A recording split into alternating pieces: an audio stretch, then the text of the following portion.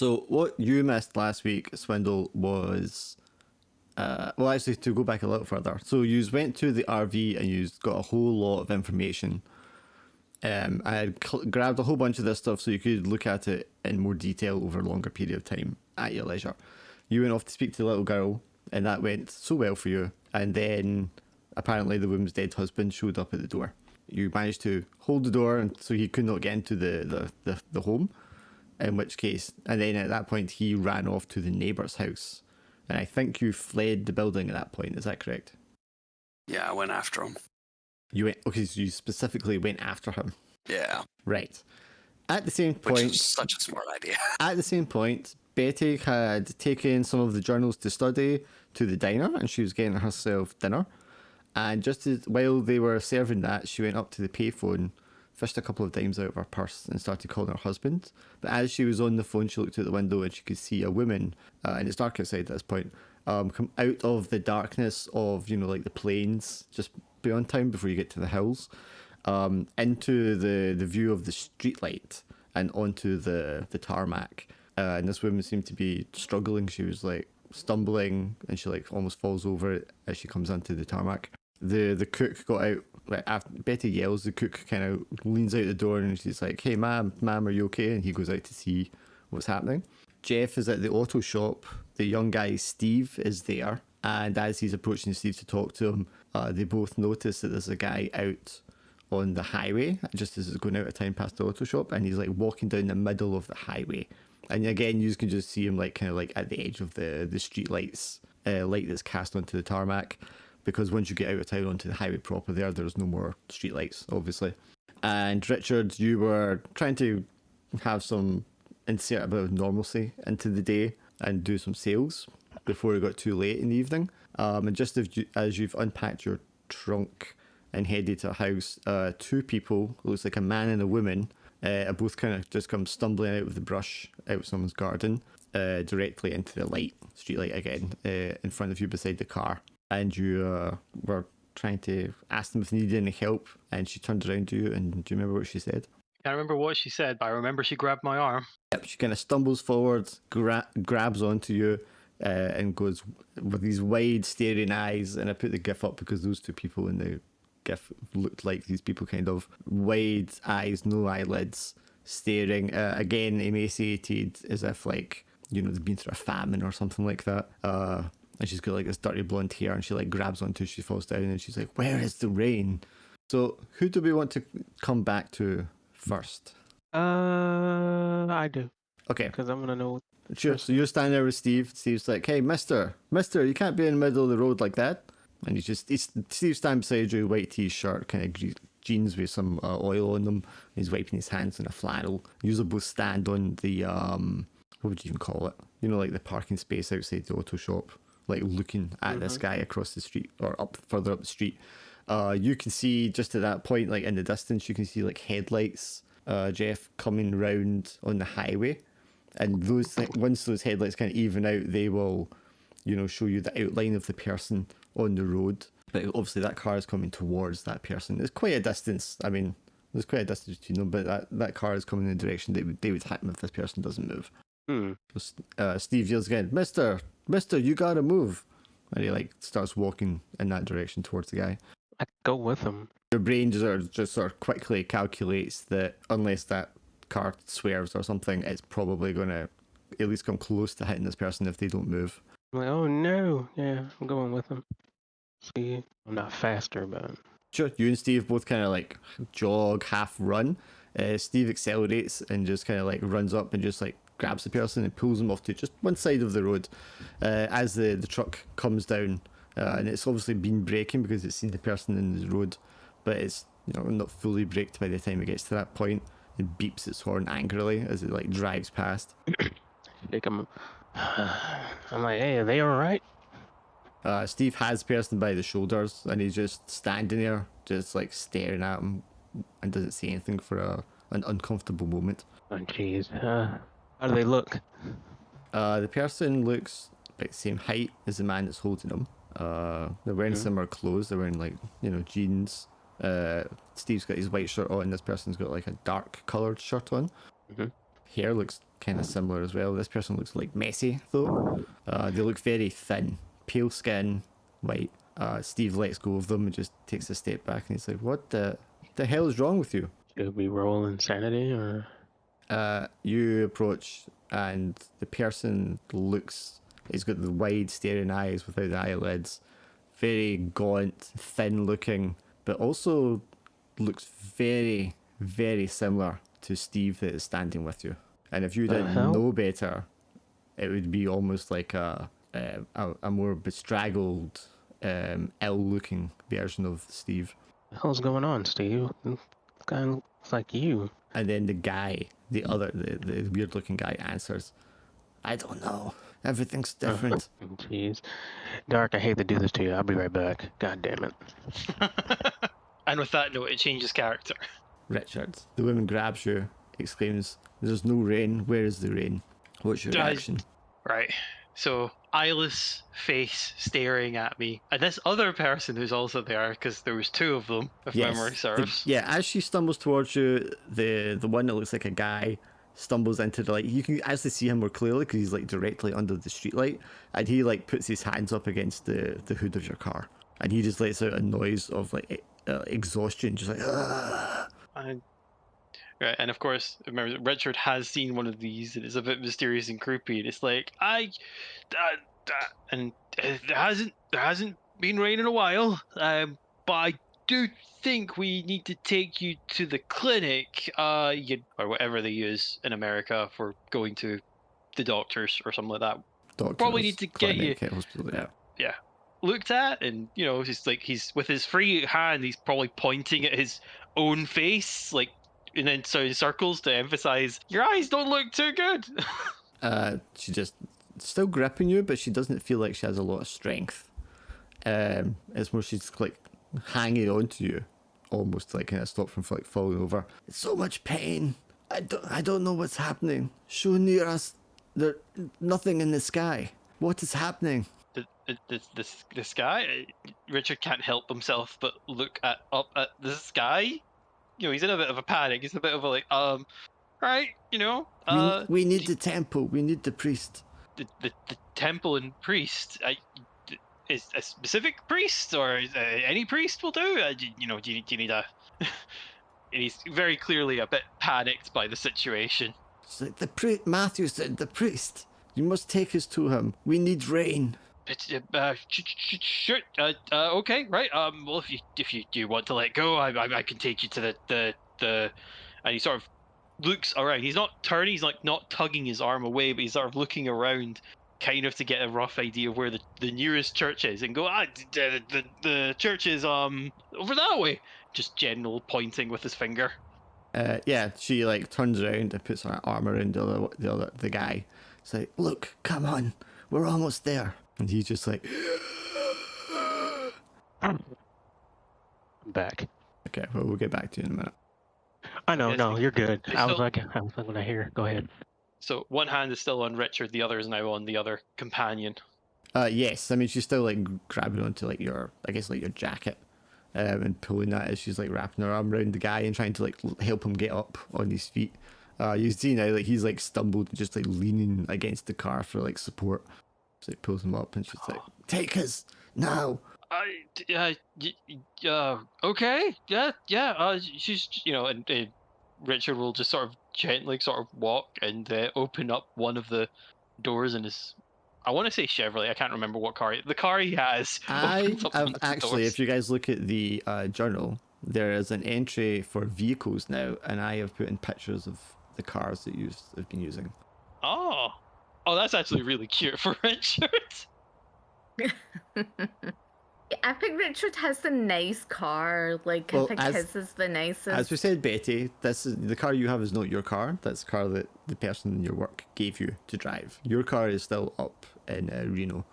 But yes, just to give you an idea there. So it is a 4-door that you have, Richard. So as long as your door's open there, the woman will like open the door and help the man get in on the back seat, and then she kind of like lowers herself in the back and just lets out as she sits down. The man is just like lying down on the other half of the back seat, and he's just like, "So much pain, I can't." Richard probably takes like a couple of moments, like just sort of looking around outside, more to get his bearings of what's happened. And I imagine what'll happen is probably one of the women will, like, the women will probably like to roll the window down and say to him or something to snap him out of his kind of like fugue state of like what's just happening, Well, why didn't you make and a he'll get into the stress car. roll? Oh, 100%, 100%. All right, yeah. She's like bang, not tapping, but like banging her palm on the window when she sees that you're not like moving. And just sort of snaps him out of it and gets in the car. He'll probably start driving, and I'm going to be very clear with this. He is not paying attention to the road. Like, he is looking in his rear view mirror, like, constantly, like, to look back at this woman. Yeah, she's just like, Temple, now. She's like, it's okay, look. And she's like rubbing the man's back. Say, we're almost there.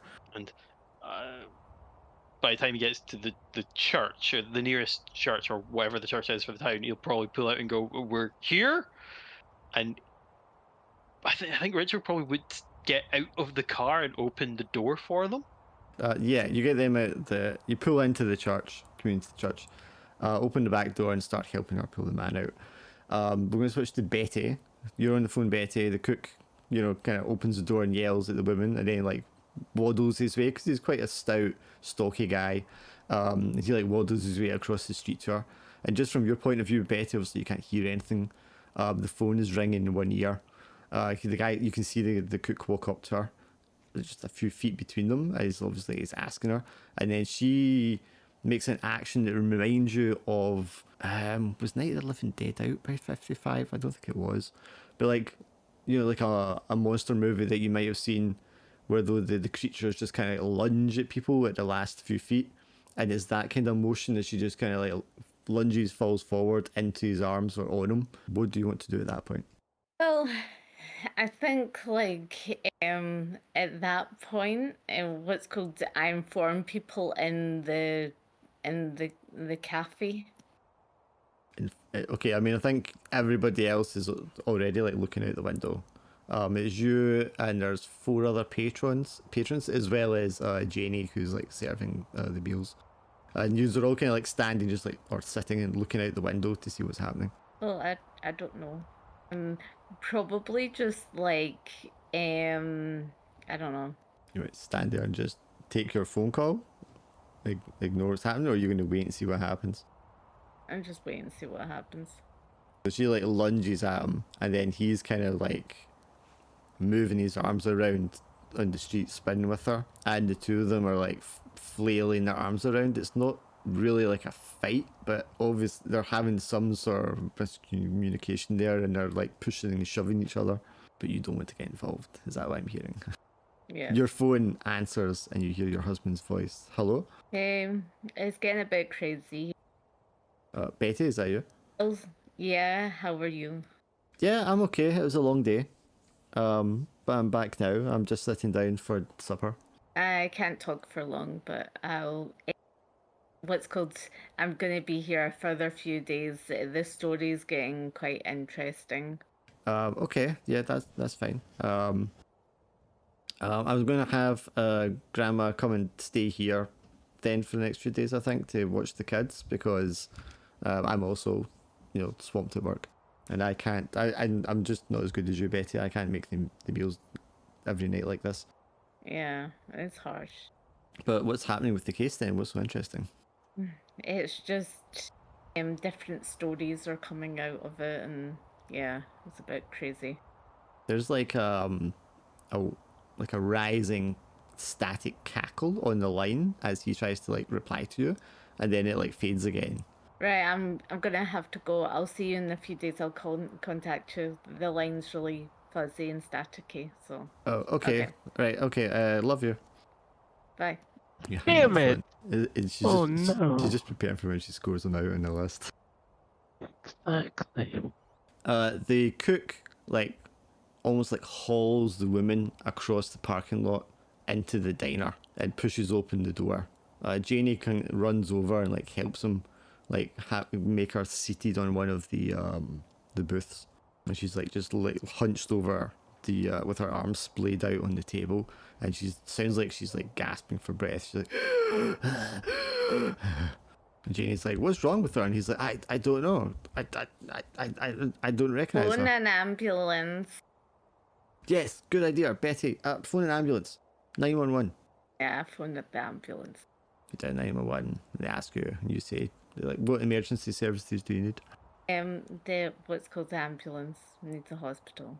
Okay, you give them the address, and they say, "Okay, ma'am, it's going to be a little while, but we've dispatched a unit out." The woman Okay, that's starts great. like convulsing on the table and knocks over like the salt and pepper shakers. Janie's like, "Something's wrong with her," and the cook's like, I think maybe she's choking on something," and he like pulls back her head and opens her Don't mouth. you? And when he does that, at that point, Betty, you can see like her face more clearly, and you can see those massive bulging eyes, almost like bursting out of her head, and how drained and thin she looks. She goes like this long curly black hair. She's got dark-skinned woman. She's got like her sleeves all like rolled up, and the top of her blouse looks like it's kind of like as if she's been crawling through the underbrush. You know what I mean? It's all kind of like, I don't want to say torn, but you know, it's like as if it's snagged on branches and stuff, and bits of it have kind of like ripped a little bit. Well, I think I just say to the ship, why didn't you just put her in, the back room, Put away her in the from back people? room. Did you call the ambulance? I don't think she's choking. I didn't see Yeah. anything in her mouth. She's not choking anything, and then she's like, and just like all this like spittle just kind of like frost at the corner of her mouth. Daniel, you run across the street because the man that might be John ran across the street to the neighbour's house, banging on the door and shouting for assistance. As you're like coming across the street, the lights are on in the house. In fact, all the houses have the lights on because people are sitting down for their dinner. And the door opens and a man answers the door, and he's just like, "What the hell?" And he's like, "Who are you? What do you want?" And the man that spoke to you, the strange man, is just like yelling as loudly as he can in that dry, raspy voice that, "Where is he? Where's David?" So what do you want to do, Daniel? Is he like attacking the neighbor at all, or is he just sort of shouting at him? Shouting at him. Daniel will like I said, run over to that to the neighbor's yard, keeping distance from this John entity, but he'll kind of shout towards the neighbor, like, "Get back inside, close the door," before he'll talk to this creature and just be like, what need do you have of David? Who's David? The neighbor guy doesn't. He's got the screen door shut. He doesn't like go back inside. He just stands at his door and he's like, "I don't know you, sir. Why are you banging on my door?" And the John guy, he turns around and looks back at you, and he looks back at him, and he seems scared, exasperated. Like, "I don't know either of you, but we can't stay here. The Shunya Earth is not in the sky. They are coming. There is nothing to protect us. Who are you talking about? What is... The Seeker. The Seeker will come, and there is nothing to protect us. Why didn't you let me into the house? Why were you with my wife?" You've been dead for years. "What are you talking about? I'm not dead. You're not alive. We need to go to the temple. Please, What let me temple? speak to my wife. We must hide." You need to prove that you are who you say you are. Because you are not making sense. Back pocket and pulls out a wallet, walks over to you and presents you with a driver's license in the wallet, which says John Edward Thomas. What happened to you? What do you mean, what happened to me? Why is everything so different? Where is Shunirath? Where is the priest? Wherever you're from, it's not here. You can't be who you say you are and be from here. I don't have time for this. He pushes you out of the way and like walks back over towards the house with Nancy and Barbara. No, I grab him. I try to just keep him from going any closer to the house. He tries to push you away in response, but he feels weak. You know what I mean? He's like, "Ugh," there's like a push of like strength, and then there's just like nothing else behind it. "Let me go. You can't keep me here. Please." You are not well. There has not been any rain. I don't know how much longer I can go on. But that is why we must get to the temple. The priest will know what to do. Where is the temple? Who is this priest? He looks around and Matthewson is the priest. The temple should be over there. And he like points in the direction of the community church. Okay. I cannot let you go near Nancy or Barbara. But they're not safe. But I will. It's not safe here. The seeker will come. What seeker? Who? What do you mean the rain? The rain. The thing that gives us sustenance from Shunirath. Why? What is this place? Why do you look like the way you look? How have you survived without the rain? This is Beatty. Yes. You've lived here. Yes. You are not well. We need to get you to someplace where you can be taken care of. He seems suddenly overcome with like fatigue and almost like falls into your arms. I need rain. Okay. Been walking so long. Jeff, you're standing with Steve. Steve is backed off from this other guy, and he's just staring at him. Like he can't stop staring at him, and he maybe like moves his mouth like he's going to say something, but no words come out. The other one that looks like Steve but much worse, however, can barely stand up and is like leaning against, or will lean against you with one hand if you let him. Well, I sort of let him because I'm like, hey. Yeah, and he like leans against you just like with his left hand. I don't know what's going on. I've been walking for so long. I need rain. Look at Steve. Other Steve. Yeah, other Steve just looks like, he's looking on in confusion and like shock, and he's like, who is this guy? Do you know him? No. It's like, Not at all. Mister, who the hell are you? And the guy like looks up at him and is like, my name is Stephen Baker. And Steve is like, I'm Stephen Baker. Do you have any brothers? No. Well, yeah, but not this guy. No twins. Got it. You keep talking about rain. What do you mean rain? from Shunirath. We've been walking for so long. It hasn't rained. There's nothing in the sky. Please, you must help me. That Steve again? Should we? I mean, I don't know what's going on. Sure. I mean, this guy's got to be confused, right? maybe, but he doesn't look that well. No, he doesn't. I'll get the truck. And Steve like turns and goes towards the truck that he has. Turns on the engine and like pulls it forward a little bit towards you. All right, dude, you're a navigator, so tell us where we need to go. We should go to the temple. The priest will know what we'll do. Okay, where's the temple and where's, Nods over along the main street, which would be in the direction of Okay. the community church. All right, let's go.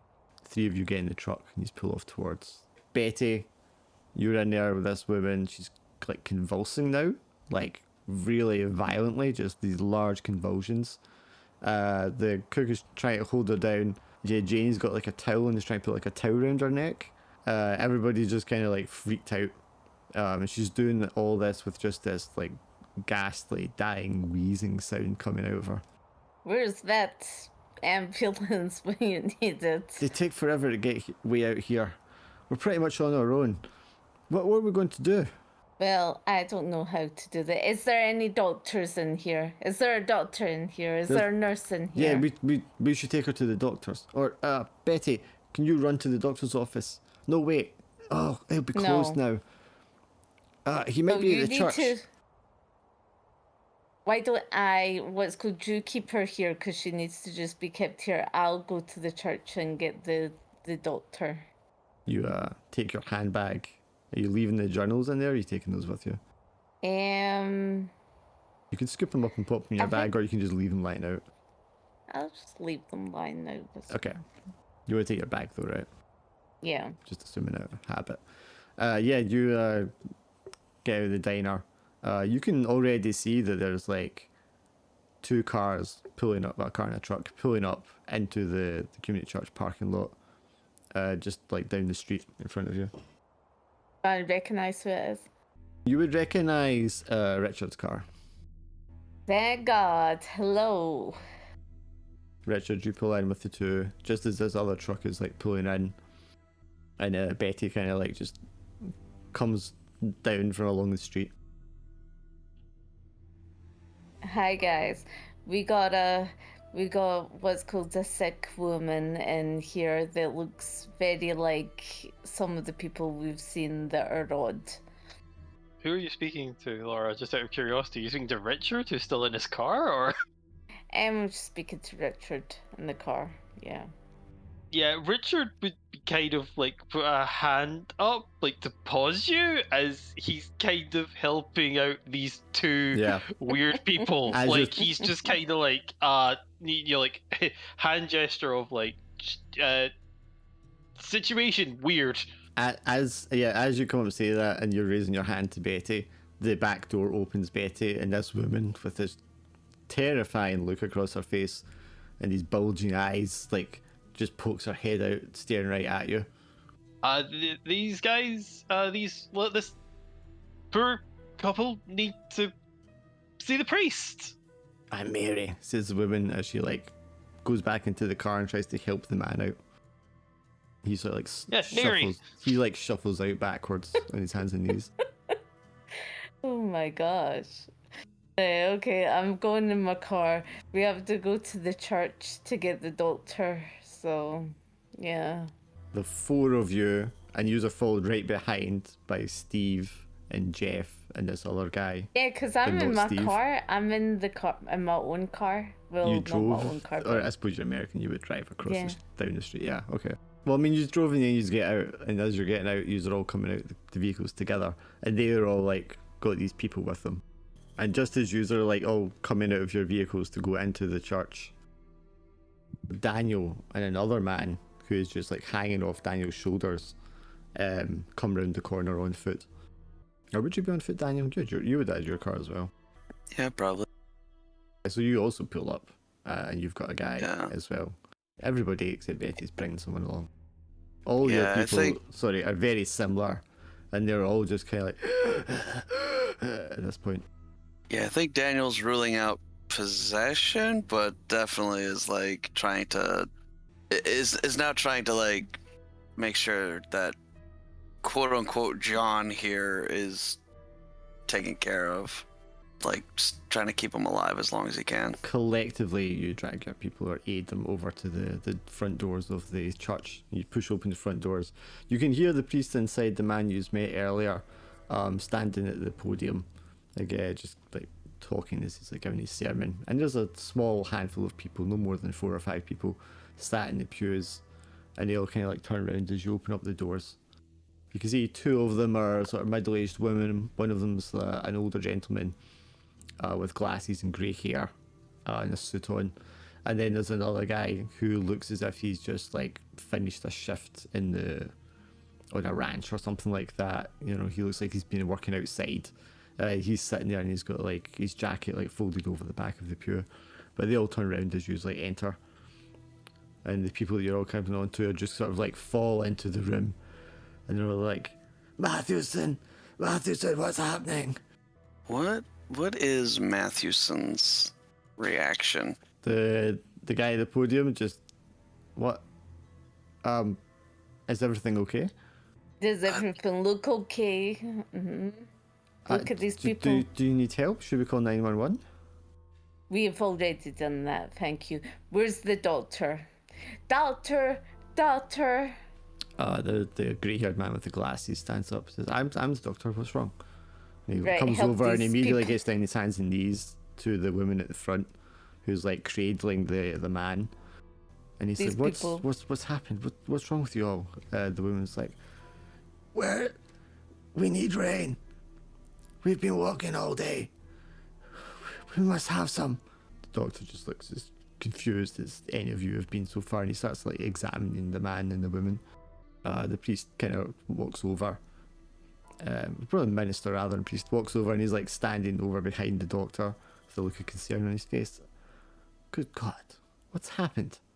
These people just showed up and kept mentioning your name. Yeah, these 2 came out of a bush and I drove them over. My name? But I don't understand. Wait, this is... What have you been doing to the people? What are you talking about? I haven't done anything to anyone. Wait. This Luke Carter? And the man who's like lying there just gasping his last raises his hand weakly before he just like his hand like clenches up and drops and his face just goes like still and staring. And Mary's like trying to shake the dock and she's like, what? This is no use. And she like crawls over to the towards the priest, the minister. It's like, please, what is happening? What has happened to Shunirath? We have not had any rain. You must give us some. And he just looks bewildered. And he doesn't take a step back, but he's just, Barry, I don't know what you're talking about. What's happened? Doctor, is there anything you can give them? Medicine or anything? Doctor like takes the pulse on the neck of the man that he's holding and just looks up and goes, he's dead. Quickly, you must tell me what's happened to these people. What do you mean dead? He's obviously alive, like referencing the fact of speaking, like hand gestures. No, he just died, like just there. Oh, right, just keeled over. Like no, he was lying down, he raised up his hand and then just like crumpled as he died. You're not telling us everything, Doctor. There have been people that are dying in this town. What's going on? Not like what? What's happened? Where did you find them all? You said they came out of a bush. I mean, how far out of town was this? There's someone in the cafe. There's a woman in the cafe that's like in the same position. I was called to come and collect you to, go to the women, and then and then all these other people have came out of the woodwork. The guy, the doctor, stands up and he points at young Steve, who's standing at the back bench. Stephen, get the sheriff in an ambulance now. And Steve just nods and runs out the door. You said there's another woman. Take me to her. The rest of you, get some blankets on these people. Get them some water. Yeah, Daniel will definitely bring water for John. The minister also goes off into the side room and comes back with cups of water and starts trying to administer. The Mary woman who's at the front on her hands and knees and going and he tries to offer a cup of water and she just tries to slap it away, but she's not got the strength and just kind of gently pushes it away. No, why do you withhold? What is the rain, Mary? What is happening? She just starts to slowly fall to the floor. What does the rain mean, Mary? The one that Jeff brought in, the one that looks like Stephen, is just sat with his back against the pew on the floor. And he's like, she has forsaken us. Why? Why when we gave everything? He turns his head so he's looking up at you, Jeff. You must not let this seeker take anyone. How? You must. Call Shonirath. Only she can save us. And one by one, in the space of a few moments, they all die. And breathe their last. Jesus. This is your fault, priest. Well, you're not there, Betty. You're taking the doctor to the diner, right? No, I just said to the doctor No, he told you to the take diner. him to her. No, I just asked the doctor just to go himself. Wow, you're fucking useless. Okay, yeah, okay, he pushes That was by a you. change of tone. Pushes past you. And then he runs out the door towards the diner. And you're standing there. Betty, make me a stress roll. I'm assuming that What are you Cal's talking reaction about? of yours is just because you're so stressed. I have stress. There's no stressy. Roll. Oh. Dun dun dun dun. Now, your previous That's stress was fine. not 1. Your previous stress was 2, because I have your sheet open. So what happened there? Did you lower it before you rolled? What are you talking about? I have your sheet open. It I had 2 one stress. You had 2 when I Okay. opened your sheet just there. Okay, so in the space of a few moments, they breathe their last. The priest is like nursing Mary, trying to like make her take a sip of water. But clearly, she's already dead. Yeah, Daniel's kind of trying to do the same with John, but I guess, yeah. John, for his part, will have grabbed your hand, Daniel, like cussed it in his, and said, "Please, please look after them for me." I will. And I think just stunned with all of this happening, I think Daniel kind of takes a moment before he'll, I guess, perform last rites. Just gently close the eyes and... Can't close his eyes, he doesn't have any eyelids. Oh, fuck, that's Dark. Oh, Jesus, I forgot. Can I roll stress for Richard? Because let's just be honest, he's literally Yes. just watched 4 people die right suddenly in front of him. He's Yes. going to be stressed to Same fuck. with Jeff and Daniels, if you feel appropriate. Yeah. that makes sense. Like, I'm sorry, the guy that's never seen, like, this and mutilated just literally saw 4 people Oh yeah, die. you're not a vet, and it's because the others are vets. You're not a vet. Yeah. I'm a vet. But so what do you want me to still. gotta roll that stress or what? Yeah, Jeff, you roll as well. It's kind of weird, especially because the guy that you had looks just like the guy that was standing next to him. Should be voluntarily, like, ruining my character. Alright, I need to get No, rid that's of some great. stress. Yeah, no, I'm kind of there too, but... I mean, if you hold it together, you hold it together, and nothing happens right now. Yeah. Otherwise, lean more into the kind of behaviour you've been exhibiting before. So, Jeff, for you, it's like writing things down, making lists. It's kind of like where you go when you're losing it. Richard, I can't remember what yours was. And I think I'm losing it. I think Richard's, his charisma's cracking. Like, he's not as charismatic or as fluent with his words as he is. So he's... whereas he was capable of doing a sales pitch, he's constantly distracted and jittery, and he's not speaking. Like, he's stammering over his words a lot more. Just kind of lost in the moment sort of thing. Yes. Confusion, just it's not making sense. Exactly. The Minister Matheson just looks up at you all. What just happened? I don't know. They kept saying... They needed water, rain. They needed rain. Rain? What? We gave them water. Wait, you were all here earlier today asking me about something. We what? Richard you, just is really distracted. you four. Fingers for you. You four were here earlier today. Yeah. Look, this couple just they said they wanted to the priest. I know this couple. They stay in town. This is Mary and Luke Carter, their brother and sister. Well, they're here now.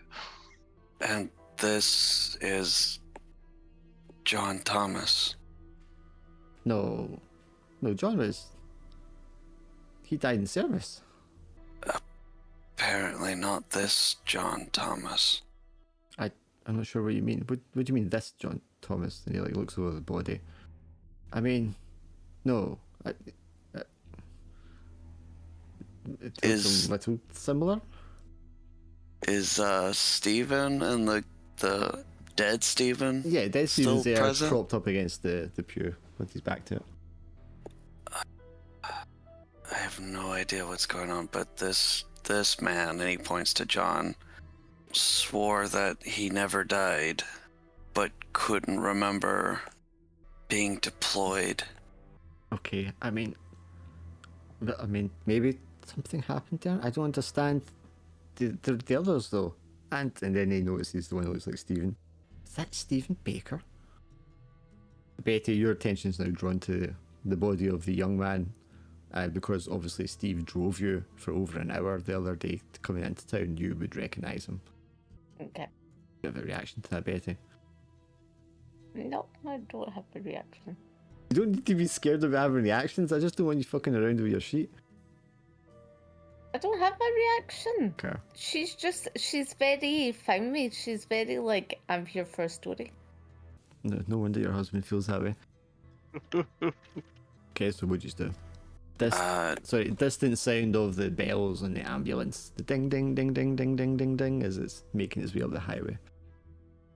Richard probably just say, I don't know about you guys. I need a drink.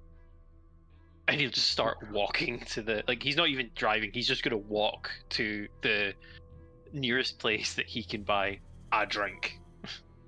Oh, damn. So many places, so many things that Daniel wants to do right now. I just want to go home. But I know I can't go home. So I'm gonna go and get a happy soda. Richard. I'm going by happy soda. I feel like because it has been like alcohol is still quite a minimal thing, like it's when I say drink, it's like gonna be like a root beer or something like that. Right. Okay, so you make your way towards the diner, which is just a little bit up the street. By the time you just kind of walk there, the doctor comes out, and he's kind of in a daze as he like steps out of the front door of the diner, and he sees you two approaching, and he just looks at you and he's like, you guys need to tell me what's happened here. I don't understand this. First, drinks, and then sit Yeah. around and Let's- listen. Look, let's get a drink. I hit him on the back. It's okay. Yeah, It's okay. Pat the dog, pass him up the stairs into the diner, and he's just kind of looking at you. Maybe because he's a professional, he recognises you in some kind of like mental state at the moment. You step Like into the shell shock diner. thing. This woman with these wide staring eyes is like leaned backwards over the booth seat, and her head is just like staring up at the ceiling. Janie's came over and she's like put a little dish towel over her face. Everyone else is just sort of like talking amongst themselves as she's come in. Okay. Well, you're the talker. You talk. What the hell is going on in this town? The cook guy looks up you both and just like wipes his bald head. I don't know what to tell you, sir. She was in trouble across the street. We brought her in and she had some sort of fit or something, and then she just died. There's an ambulance on the way though. Oh, there it is now, and you can hear the ding ding ding ding ding getting louder as it like pulls in. The doctor like steps down from the steps outside and goes to speak to the medics. Over the next few minutes, they will come in, check the woman, and then put her body on a stretcher and take her into the back of the ambulance. The doctor then directs the ambulance over towards the church. What do you guys in the church want to do in the meantime? Pray. Well, they pray. The cook for his part will get you guys your root beer and soda. He's like, yeah, sure, and like gets you them out of the fridge. We open them? Yeah. Yeah, of course. No, I stop him from opening it, and I open it myself. You know, do that cool shit. He pops it off of the bar, taking a chunk of the bar with it. Maybe. You two are in there sipping your drinks. Daniel and Betty use are in the church with the bodies and the minister and a couple of others. One of the women that was attending, the service starts like praying, and the minister joins in. Yeah. I give some after giving last rites. I think how is Betty looking? What are you talking about? How's Betty looking? Why is everyone concerned about me? How did- There's nothing. I'm fine. I'm sorry. Just You just watched a bunch of people die, and you probably have this big, massive grin on your face, and you're like, "I'm not stressed by this at all." Meanwhile, everyone else is freaking the fuck out. So your chances Just are your writing- character is causing a freak out by not freaking out. No, my character is like jotting stuff down Okay. to And so- make a nice what's called a nice story that's gonna be Nice story. following. So yeah. Wait, is she in the diner too? No, she is in the church with Daniel. Daniel, you're like they're praying, you're giving last rites. Betty's scribbling on her notebook like, this is great stuff. Okay, well, in that case, Daniel will I'll just kind of go over to the minister. I don't want to interrupt him or anything like that, but I'll whenever there's a pause or something like that, I'll go up to the minister and go, can I Do you have a telephone I can borrow? Yes, of course. And he gets up and takes you over to the back room. You open it up and it's just like a little office room. It's got like a pull down bed on the one wall, and there's like a sink and a little kitchenette, and there's a telephone on the table. It's probably very late, but I'm going to attempt to call Father Albert. At his home? Yeah. Yeah, it would need to be. Yeah. I mean, even if he wasn't there, I would assume he, call his home first. Give me 1 second. No worries. Sure, okay. It rings 2-3 times, and then a woman answers. She's like, hello? Hello, is Albert there? Yes, who should I say is calling? Daniel Ford. Oh, Daniel. And at that point, you kind of recognize it's his housekeeper's voice. Oh, Daniel. Oh, yes, I'll tell him you called. No problem. He's just up in his study. And you can hear her, like, calling for him. And then there's a few seconds more, and then in the background, and then he picks up the phone. Hello, Daniel? Albert, I believe I've just encountered something, but it's not like anything I've ever seen before. What do you mean, Daniel? Where are you exactly? I'm in Beatty, Nevada.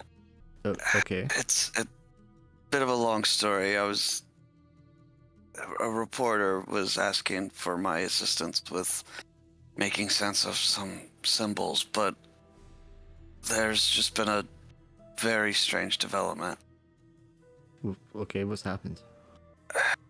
At first I thought it was some sort of demon, but a man that was long thought dead just appeared, but others across town have also appeared, and some of them, there's one, he looks just like a man that's currently living already. They kept talking about the rain and something called Shibnurath. I don't know if you have any ideas or clues as to what that might be. Oh.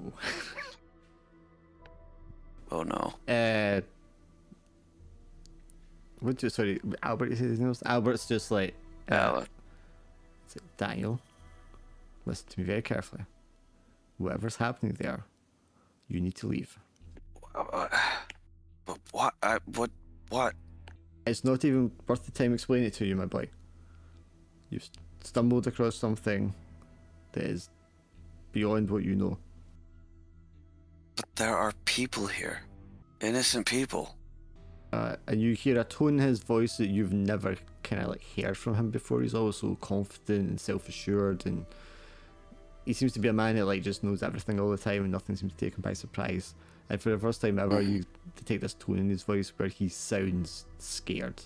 He sounds shaky and uncertain. Dan, you need to leave. You can't be there. I know we've like said a lot and been through a lot and studied a lot, but trust me, you can't be there. Albert, I can't abandon these people. Don't you listen to me, boy? You need to get yourselves as far away from there as possible. Now, immediately. You said people are already dying? It's not going to stop. Albert, if you know anything, I need to know. I can't do this again, Daniel. No. Just get out of there and come home. Promise me you're going to come home. The first truck, the first bus, the first plane out of there. Daniel is just thoroughly stunned. Yeah, Albert's sudden like switch and his tone and everything, it's deeply unsettling. But Daniel just is at a loss of what to do, and I think he's just looking around at his surroundings just for something. Okay, give me a roll. 2 days. Sure. I can be investigate. 2 days. Doesn't really matter.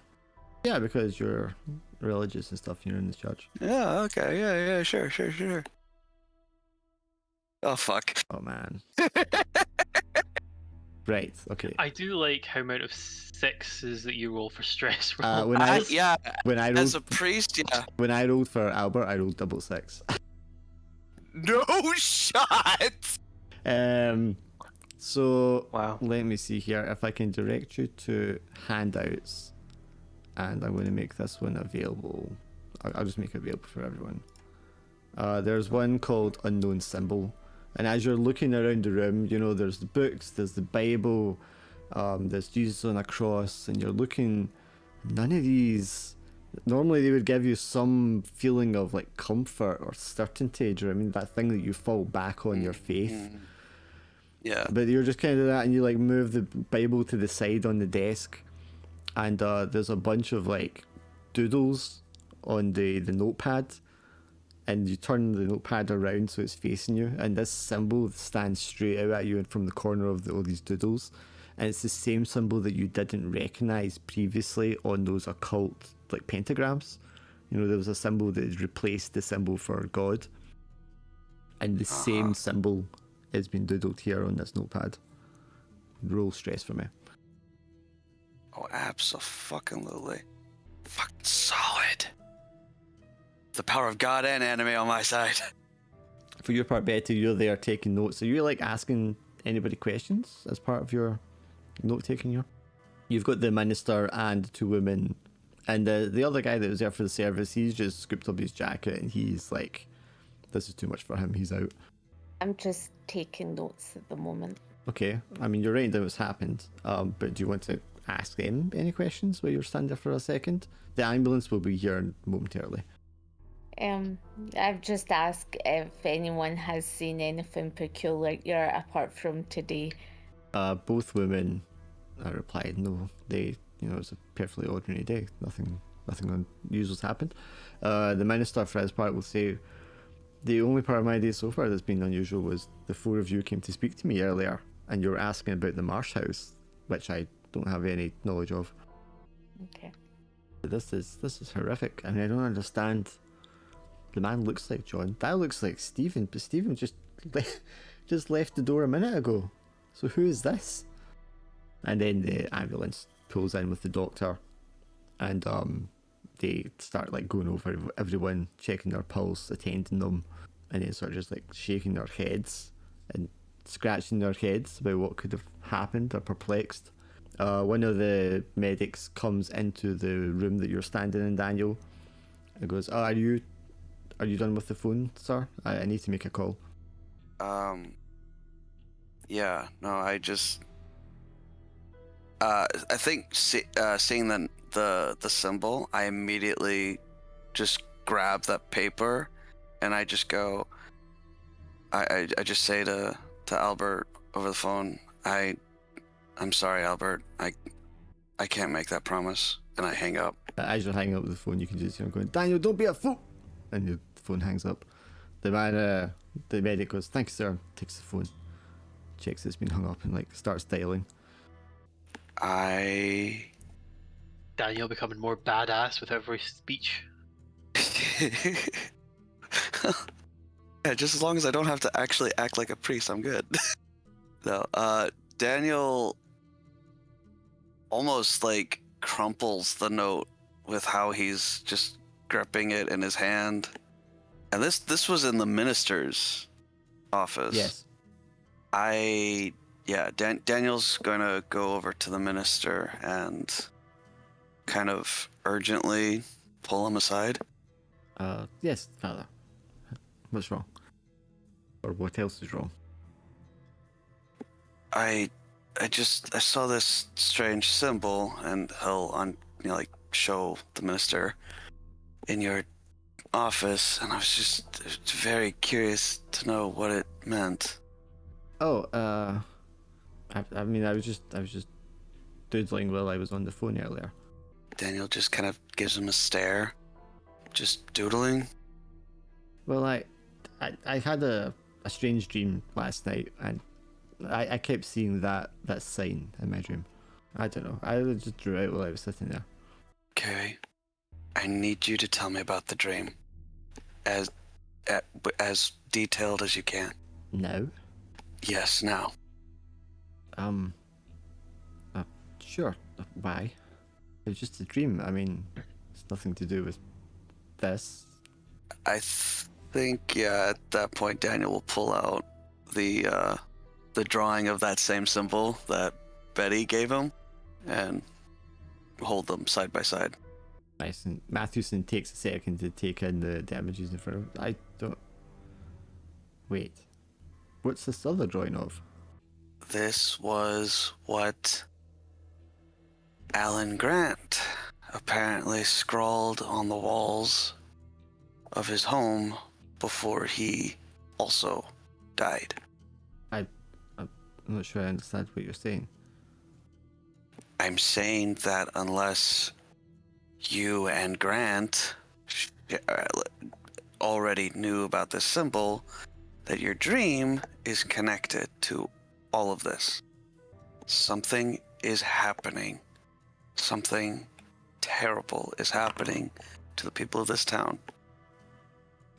He seems to be like losing it a little bit at this, and gets very nervous, panicky, and his shortness of breath. And he's like, but it was just a dream. I mean, it doesn't mean anything. Yeah, Daniel put a hand on his shoulder and like reach for Mathewson's hand and just like hold it tight.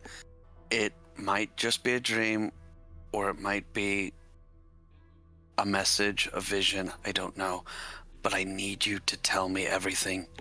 In the dream. I was walking in the hills. The motion sort of like northward, and I don't often go out into the wilderness, but I do sometimes hike.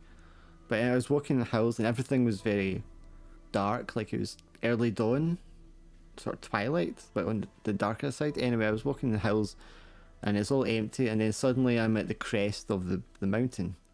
I don't know if you've ever been up the mountain there, but there's like it's some sort of volcanic formation. It's not quite like a caldera, but there's an area, an open area, like a bowl.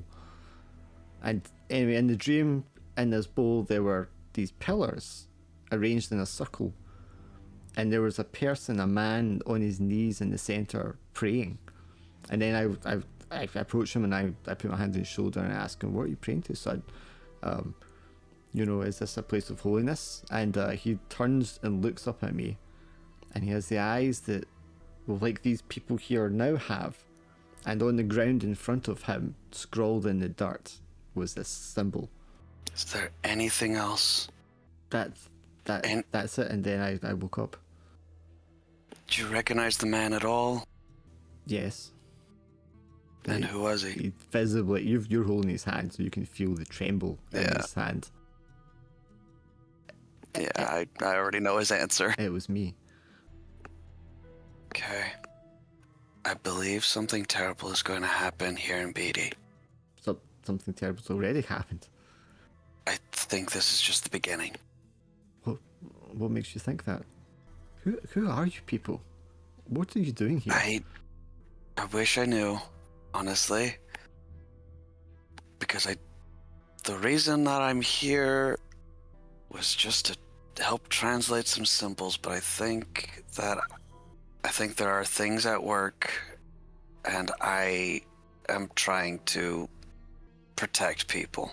At that moment, you hear like a very confident, booming sort of voice as Betty and me are standing at the door. So you see the cop car pull up out front, and the man with like the sheriff's hat, sunglasses hanging off his collar, in full uniform comes like striding in, puts his hands on his hips as he like stands at the entrance to the church, and it's like, all right, just what's going on in here?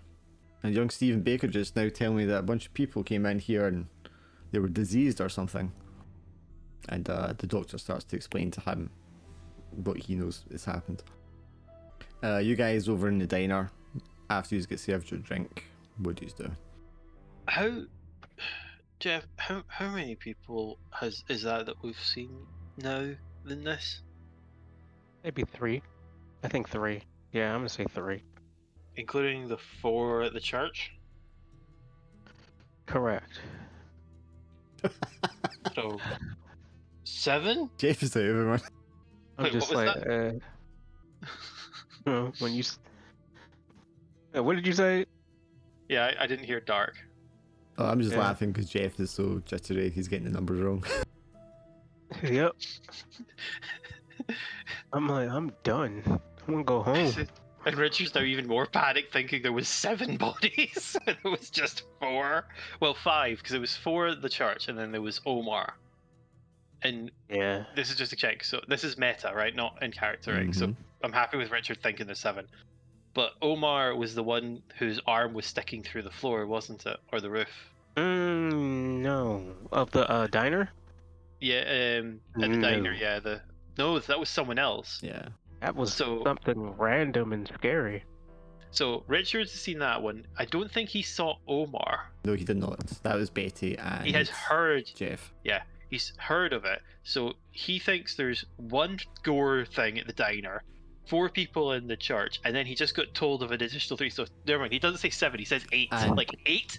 I don't know if he saw it, but obviously the others must have mentioned the head thing in the diner as well. And then there was the other one. 9. What's happening in this town? I don't know, but it's been very adventurous. That's for sure. Adventurous. This is a monster story. What's happening? Of course there is. Are we gonna go into the bathroom and just suddenly there's just intestines everywhere? God, I hope not. But honestly, it's like I do say I want to go home, but see, one part of me is saying stay for the sake of Omar to try to figure out what's going on. But I don't know what else to say. Any ideas besides going home?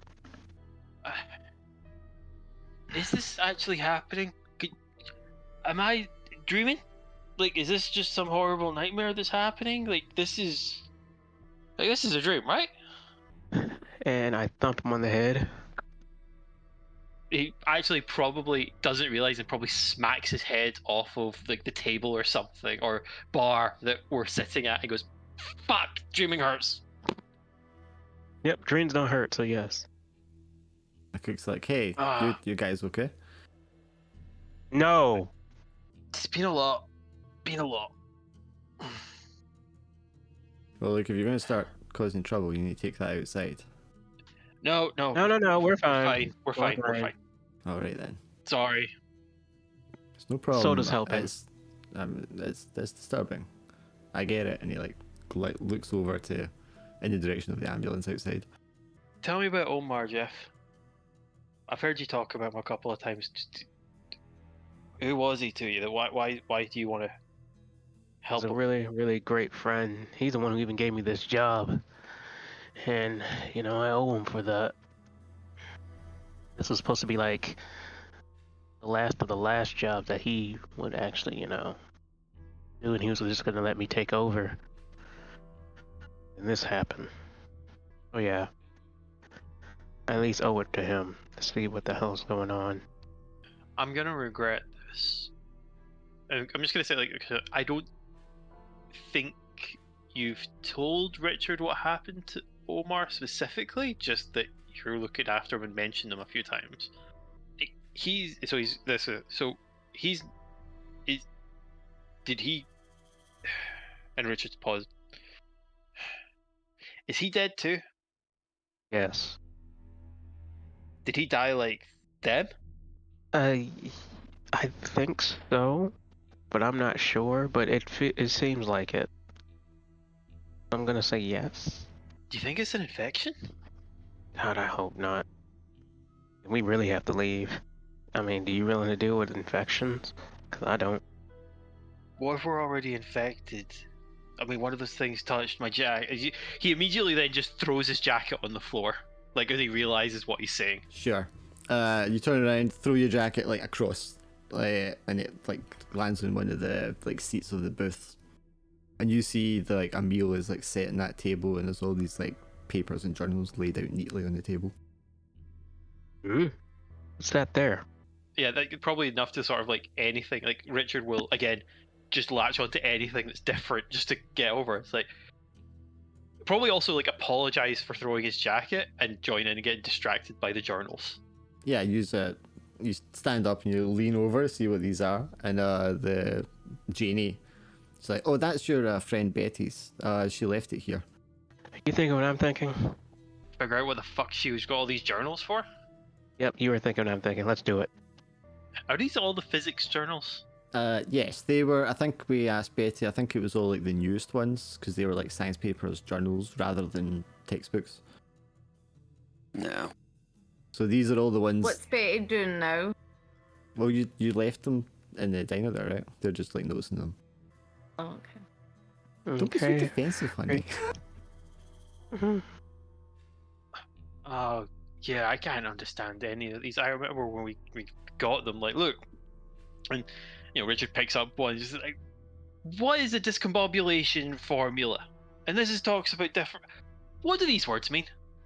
The one you've like No opened clue. there is like talking about the different electromagnetic pulse phases of the Schwabe cycle. No idea. Skeheb. What's a skeb cycle?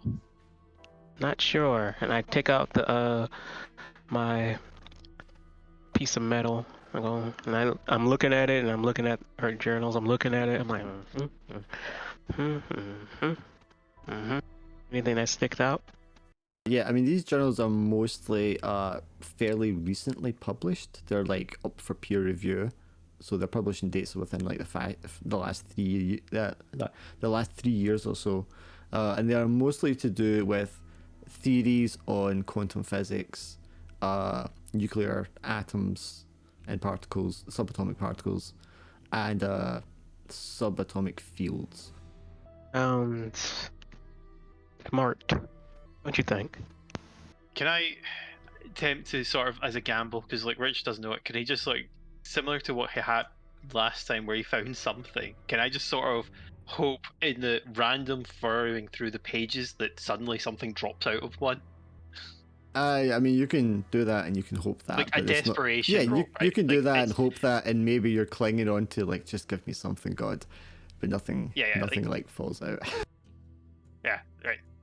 So I just still find the book as normal, right? Yeah, I'm just like, yeah. I can't make sense of this. If any of you were to spend enough time studying these things, you would begin to make sense of it and maybe discover things. It'd be a matter of spending the time. Actually, no. Can I re-roll that with stress? Because I think Richard is probably going to get a bit too like feverish with it, if that makes sense. He's desperate to try and get an answer. There isn't anything easy to pull out of it, is the thing. It will require like actually sitting down and reading through to understand the materials. He'll probably, you know what he'll say he'll do is like if he's just going to be frustrated that he can't understand this and probably just drop down in one of the chairs and just put his head in his hands for a while. I'm like, it's all right, man. Let me try it. Maybe I can get something out of it. No stare. Anything? I mean, many of them, the introduction is plain English enough. It's like describing what they're going to be putting forth as their theory here in this like manual, this journal. But then once they start like explaining like the actual subject matter, you quickly like lose track of what it's talking about. You've only like cursory understanding, I'm guessing, of, well, you would know electrics, so you would have a cursory understanding of like physics and such. But the things they are talking about here is things that are like, you're aware of them perhaps, but they're far beyond like your actual understanding. But you can roll a dice if you want, Glenn. Let's do this. You can roll 2 dice because you actually do know electronics and electrics. So you do have some physics. Yeah. Watch it goes bad. That almost never happens. And Come on. Have faith, my son. Oh, Fuck, never you mind. could re-roll Has it with abandoned the you. green dice if you wanted to. look, first of all, I have too much stress. I need to relieve some stress. Use it fine. You can go to 5 and then start Yeah, screwing it's- things out. You've got tons. Exactly. Fine. The more stress you got, the harder it is to get more. You're fine. Roll it. Okay. And with so you've seen how Swindle rolls. He just keeps rolling Go- twos and threes. Same roll, but you do Yeah, it go with with the God. green dice in addition. There you go. You didn't even Oh, nice. didn't even take stress. See, I told you, go with God. But you see a creature behind you. You're like, mm-hmm. That creature is Richard. No, I don't want a car. Where did I write the details of this? That's great. This is the paper by a Dr. Hugh Everett concerning his many worlds theory of causation. And from what you can understand about it is, in quantum mechanics, you know that like it's not like the path of the action is not certain until it is observed, which studied. And his theory, from the summary at the start that you can tell, he's proposing that rather than all the possibilities, alternative possibilities being reduced to zero, which means there is only one like path that the action takes, he proposes that in actuality, this is something that it's not just a theoretical explanation, that particles and actions actually do take every path available to them, and those paths are realized when we take an observation. Now, the observation that we see is the path that it takes in the action that happens in our reality, but his theory is that all the other actions do happen, but they happen in different parallel realities. Okay, let me see if I can say this in his style.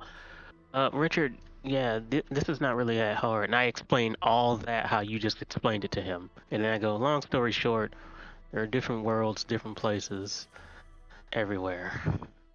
Did I break your brain, Richard? I'm trying to actually remember if there's any comic books I can think of that actually were from that era, but I don't think so. I think all the ones I can think of are after it. Comics in that era hadn't explored stuff like this quite yet. They had obviously nuclear things and nuclear powers and stuff like that, but they didn't get into like proper science of it until later. But there would have been many like novella and short story magazines that would have things that touched on subjects like this, because it was used in like sci-fi writing and horror writing at the time. Because I was just wanted to think like of like a sort of story that sort of teased at it, because I feel like that's something that may have happened. Yeah. Also, and I just like Richard refers to one of those, like, yeah. Like, yeah, something like that. So these people are from not here, but also here, just a different here. I think so. And here we are. Well, that would explain why they look like the people that are in here, but they're not the people. Janie is that makes sense. bussing the table next to you, just trying not to listen to what you're saying. Who is? Janie? Janie, the red-haired waitress. Ma'am, do you know anything about this? Oh, that all sounds kind of crazy talk to me. Indeed. Nothing at all? Nothing pops off to you?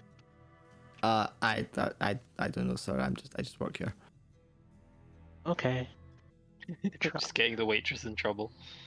I mean, she just watched someone Okay. die really weirdly, and then use her like coming in, be excitedly talking about all the nonsense that she doesn't understand. That's fair. She's like, I got a shift to finish. Like, shit, unless you paying me, then... She's like, Richard, can I get you guys a coffee or something? Is Betty coming back? Not Yeah, 'cause sure. I'm on my way back. I'm actually at the cafe now. Okay. As she says So that, she the just- door rings and then Betty like walks in, and Jane turns around. Oh, Betty, I was just asking about you. Your books and everything are still there. Your meal's probably getting cold. I can have it reheated if you want. Wait, Richard, what are we doing? I'm not hungry. Wait, Richard, what we did?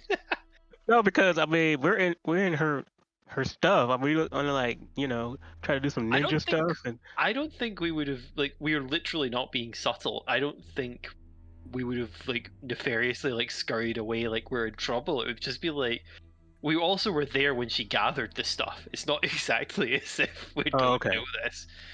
you know what? Yeah, so- you're right. You're right.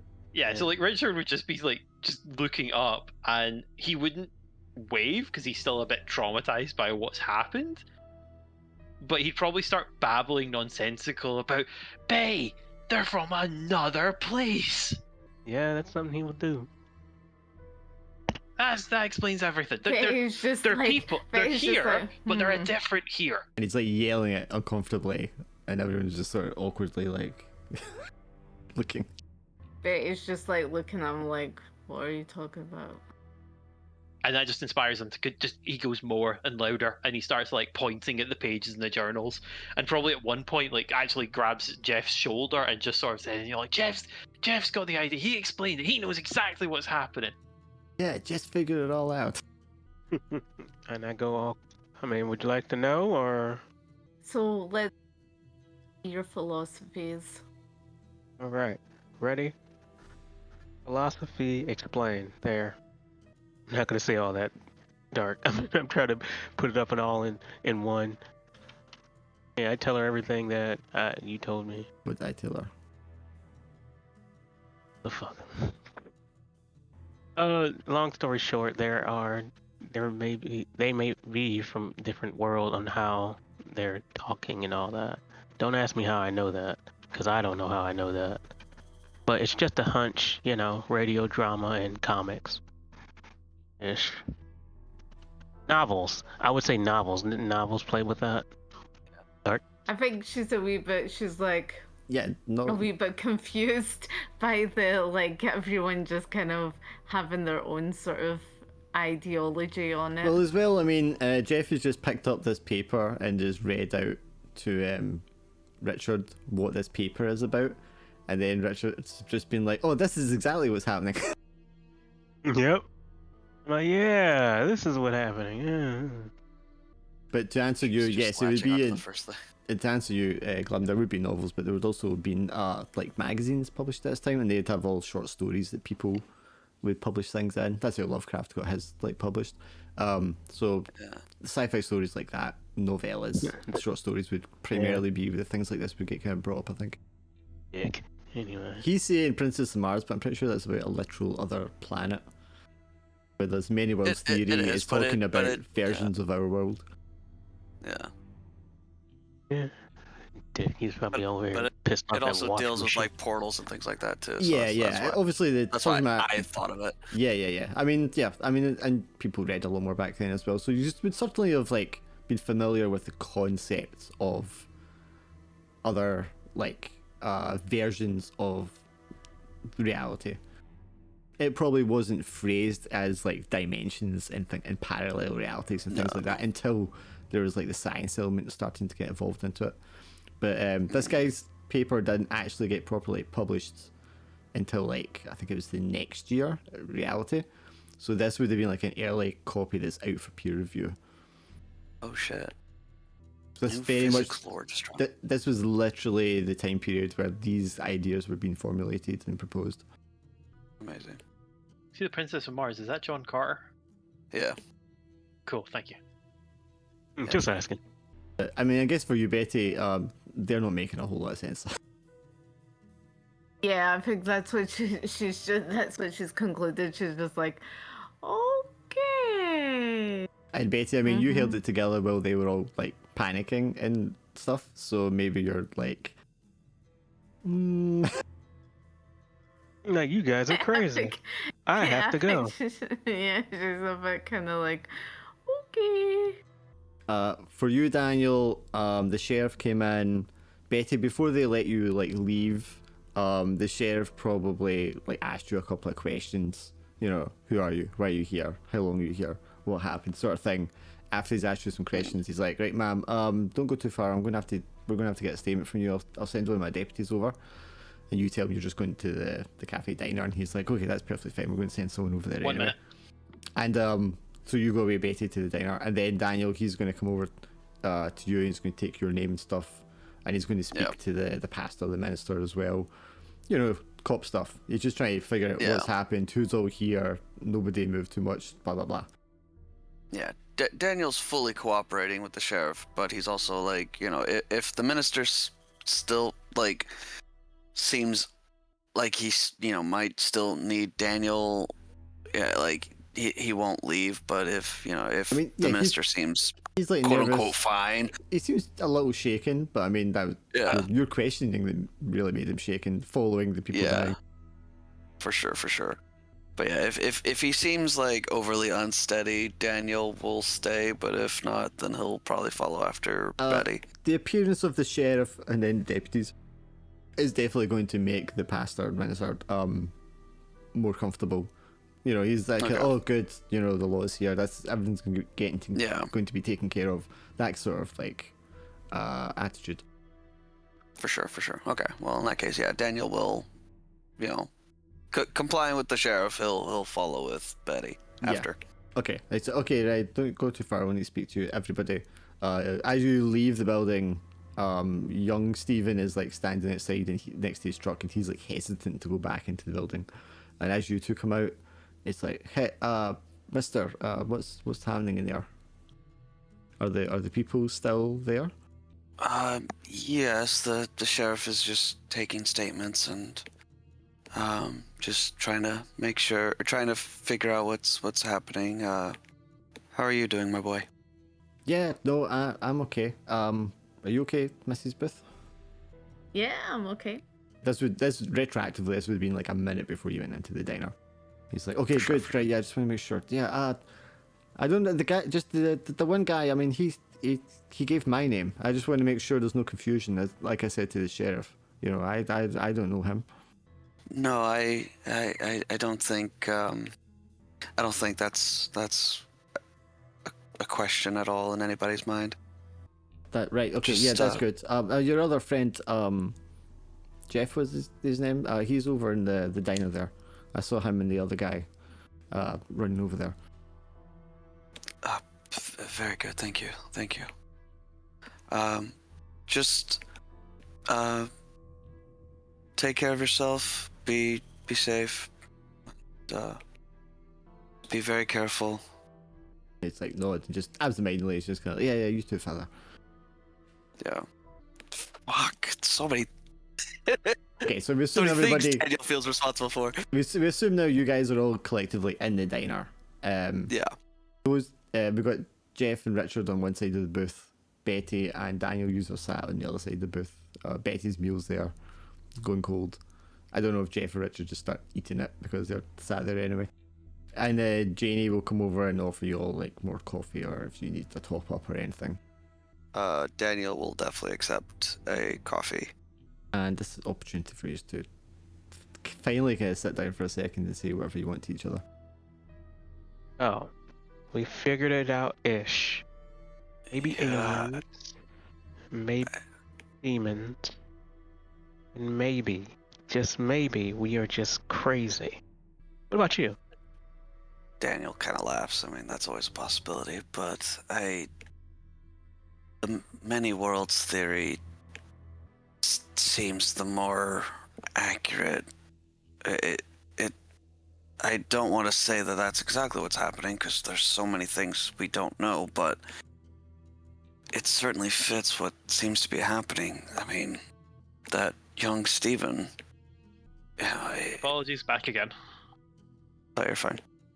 We're all at the diner now. But yeah, that young Stephen and that man that also called himself Stephen. If it's not some demon possessing the dead or taking their form, it makes sense that they're not from our world, but one of these parallel worlds.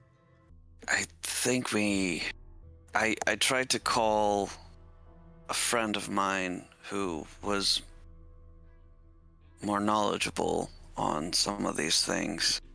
I don't have quite the extensive library he does, but when I mentioned some of the things that these people were saying about Shub-Nurath or the rain, I don't know, he seemed incredibly afraid, and I've never heard him sound like that before.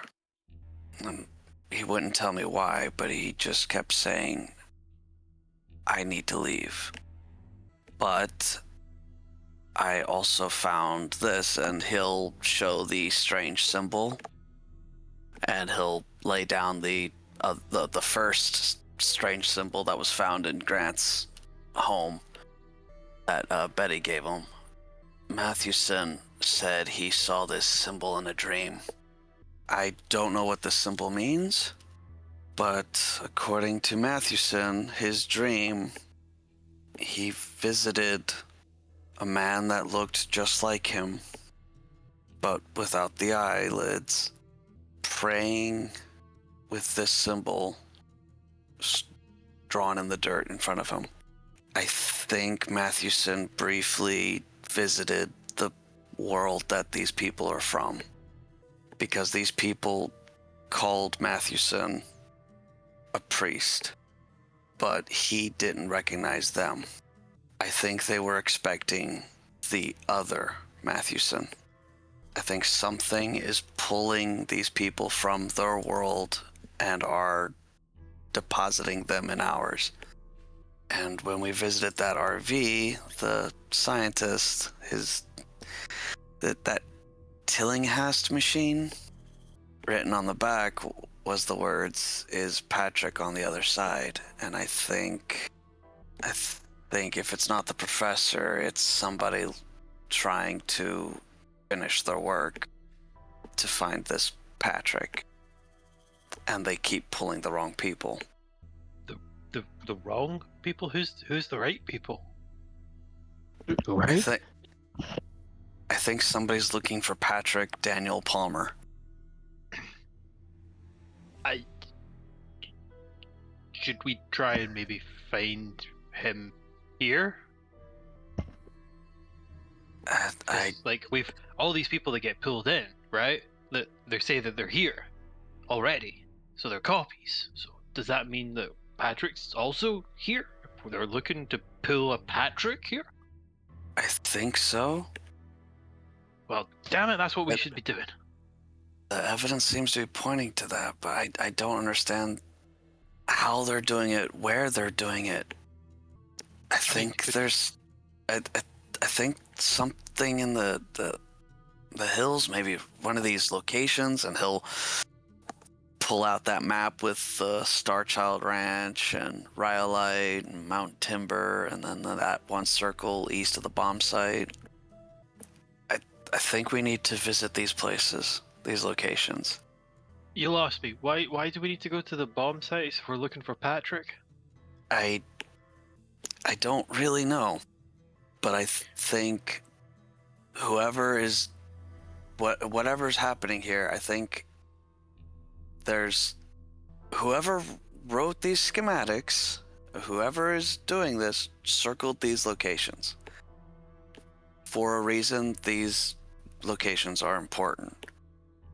If it's not where someone has created maybe a completed machine or is trying to build this machine, I think they're trying to open portals to find Patrick, who they believe is on the other side, and all of these other people are coming out instead.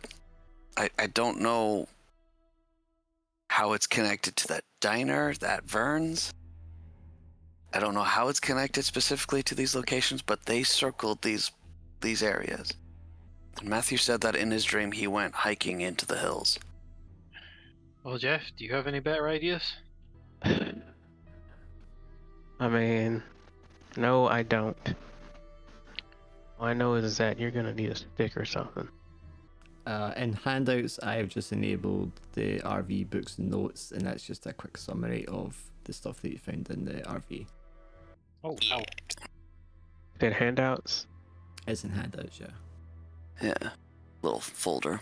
Also in maps, I'm going to just like enable, or there should be enabled maps. Just giving you a rough idea of like some of the locations, how they relate to where BT is. Alright, so Yeah. here's what I do. I'm like, physics? It's good with physics. Going once. Going twice. And I put it back in the pile. Mathematics, Richard can't help but chuckle. biology, chemistry. No, I take that for myself. I'm not much for these sciencey bits. All right, science journals. Give it to Betty. I mean, alchemy Thank and you. metaphysical studies, maybe, but Oh, great. The most recent is the Mad World Theory. Other books on alchemy. Interesting.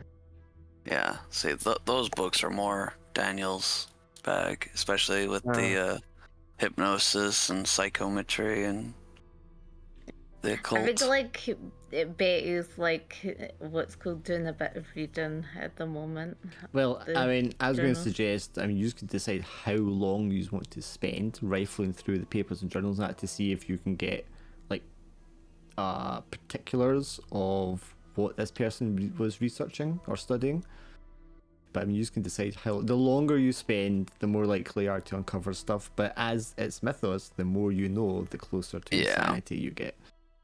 So it's Yeah, up to you guys how definitely. long you want to like dedicate to these things. Because as far as you're aware at the moment, there's no any like timer or anything. I take. You think we?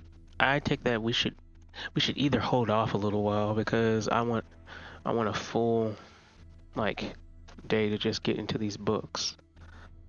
Yeah, I think a lot's happened today. I think some sleep might, There's a some rest. ding ding Yeah. of the diner bell. Hmm? Jeff and Betty, you will recognise the deputy Webb, who like walks in, and he walks over to your table. Oh, He nods to dear. Jenny, and he's like, "Evening, Jenny. Quite the night, huh?" And she goes, "Sure is, deputy."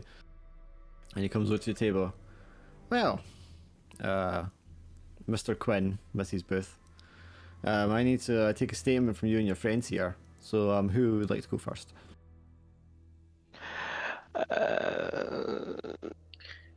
I think Richard would just start talking. All right, Like, is it- sir, your name, Richard. What? Richard Brown. So Mr. Brown. I was just okay. driving along, and he just starts like rhyming the street, and it's Yeah. the one by with the corner of the greenhouse and stuff. So I was parking out there, and just as I parked up, got out of the car, two people came out of the bushes. And I can't remember the names of them. It was the one when we took it was called such and such. Mary, that's the one. And I can't remember the name of the other guy that she was patting. I remember he said the name, but I can't remember it. Well, I'm glad that Richard doesn't remember the name because that's just more fitting. So yeah, he starts taking it down, and as was not uncommon in the era, they don't follow the protocol very well, and he's like taking all your statements in full view of like everyone else that's giving statements. Yeah. Yeah, so I mean, you guys can tell me if there's anything you don't want to tell them, or if there's anything particular you want to make sure you tell them, because those are the only things that really matter. Otherwise, I'm going to assume you're just going to tell them what happened. Yeah, Daniel's not hiding anything. He's fully telling that. He Sure. was, counseling Barbara. Man showed up. He was convinced that he wasn't who he said he was. When he left, he chased after him just to make sure he wasn't. The her only neighbors. difference the deputy will ask you then is like, so what were you doing at Nancy Thomas's house prior to that, sir? I was speaking with young Barbara. She apparently hadn't been speaking, was very troubled, and I was offering counsel. Right, okay, and he gives a knowing look to like Betty and Jeff, because obviously he was the one that suggested to them to speak to her before. Okay, that's fine. Richard, I'm assuming you just tell him everything. Callum. Right. Yes. Yep. He starts like rhyming off, but he's like really getting into the details and sort of like really struggling with it and describing her eyes and stuff. Like he's getting like really in. He's just word vomiting. Yeah, okay, that's great. He's just going to run down and like, yep, sir, okay. Now and again, he'll like, ask to clarify on something, but that's it. What about you, Betty? Yeah, she's just going to tell exactly the events that have occurred. Sure, no problem. Is there anything particular you want to emphasize or miss out? No, she just tells him about, like, she doesn't pure go into detail about, like, the people of the family, the church down. She just says about how she was to get the doctor to come to the to the cafe to see the women. Sure, so just tell them and sure what happened. Okay, and what about you, Jeff? I told him. I can tell him everything because there's nothing really to hide. Yeah, I mean, you don't have anything tied. Yeah, I mean, it'll take a little bit of time. He'll get that all down. And then he'll go around asking the cook and Janie and the other people that are sat in there, you know, their versions of what happened. But because everybody can hear each other, you know, they complement each other's story quite well anyway. Because you find people sort of like filling each other's gaps and correct them and things like that, or just copy what the other person said. So you just like write it all down, and it takes a little bit of time. All right, folks. Well, sadly, I don't think there's anything more to be done. I don't know if you were told, but the victims of whatever's happened here, they're all deceased. The mortician's on the way, the coroner. Take them off to the morgue. If we need to speak to any of y'all, you know, we'll be in touch. You folks still staying at the motel in town? Yes. Yes. All right then. Okay, well, if we need you, we'll be in touch. Thank you. And he waves his notepad as he leaves the room. Yep, God bless. You will see a couple more of the sort of ambulance vehicles pull up, and they start loading the bodies into the back of the vehicles before eventually driving off, as does the sheriff and the deputy. Boy. Oh, shit. Yeah, Daniel's going to quickly stand up. 1 minute. Yeah, Daniel's going to quickly stand up, and I have to get back.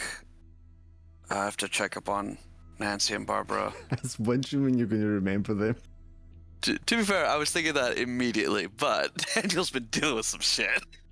But yeah, no, Daniel's going to leave. He's like, yeah, I think we all need to get some rest, but I need to stop by Nancy and Barbara real fast. Janie Make will sure they're all right. be like, oh, I mean, you can call her if you want. No, I need to see them. Nods. Yeah. And Daniel will quickly drive back to Nancy and Barbara's. Sure. You pull up. There's only one light on when you pull up at the house. Just gently knock on the door. Nancy, it's me. John? Ja- Oh, Father, it's you. What's happened? Was it John? No, it wasn't. Well, who was it then? I mean, it sounded like him. It looked like him, in a way. It's difficult to say. But that man, Back. he wasn't well and perished, but He perished. What happened? Was he sick? I think so. It wasn't. But It wasn't anything to do with radiation, was it? I don't think so. But it for one thing, it wasn't John. I'm afraid to say. How is Barbara okay? She like closes the front door and steps outside as she's saying this part. I mean, she's really upset and confused. I mean, I gave her something to quiet her down. She's sleeping now, but I mean, yeah, this is a lot for her, especially after what just happened. No, it's trying times for everyone. Just apparently he wasn't alone. There were other peoples like him. Well, where did they come from? I mean, who are they? I don't know, but I fear something terrible is going to happen in Beatty. Like what? Do you have family or anywhere that you can take Barbara and stay? Oh God. Well, yeah, my sister. She stays upstate. That I think for now, I think it'd be safer if you and Barbara left town. Well, for how long? What do you think's going to happen?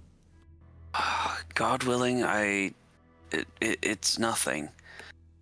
But there just seems to be something dark happening, and I fear for your safety. She's not going to take a lot persuading, given what's happened.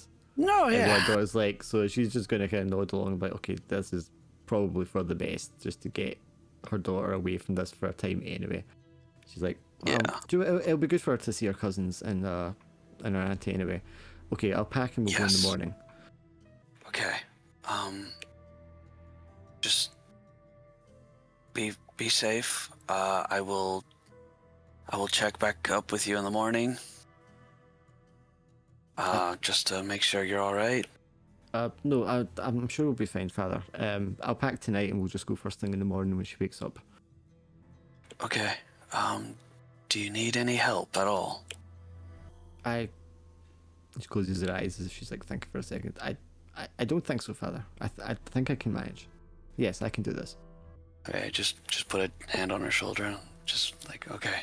I'm very sorry for the things that have happened to you and your family, but I think getting away from Beatty for the time being will be good for both of you. Of course. Thank you, Father. And he'll just kind of gently leave and Gently leave. just slowly walk back to his car. Yeah, and she quietly closes Not the door. entirely.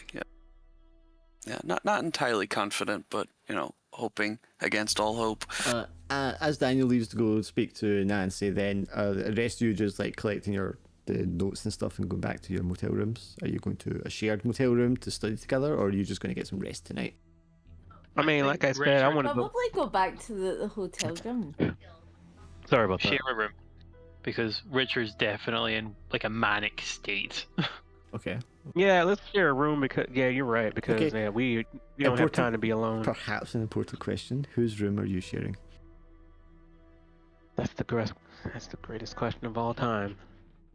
Should we Let's do go a to my dice room. roll and see?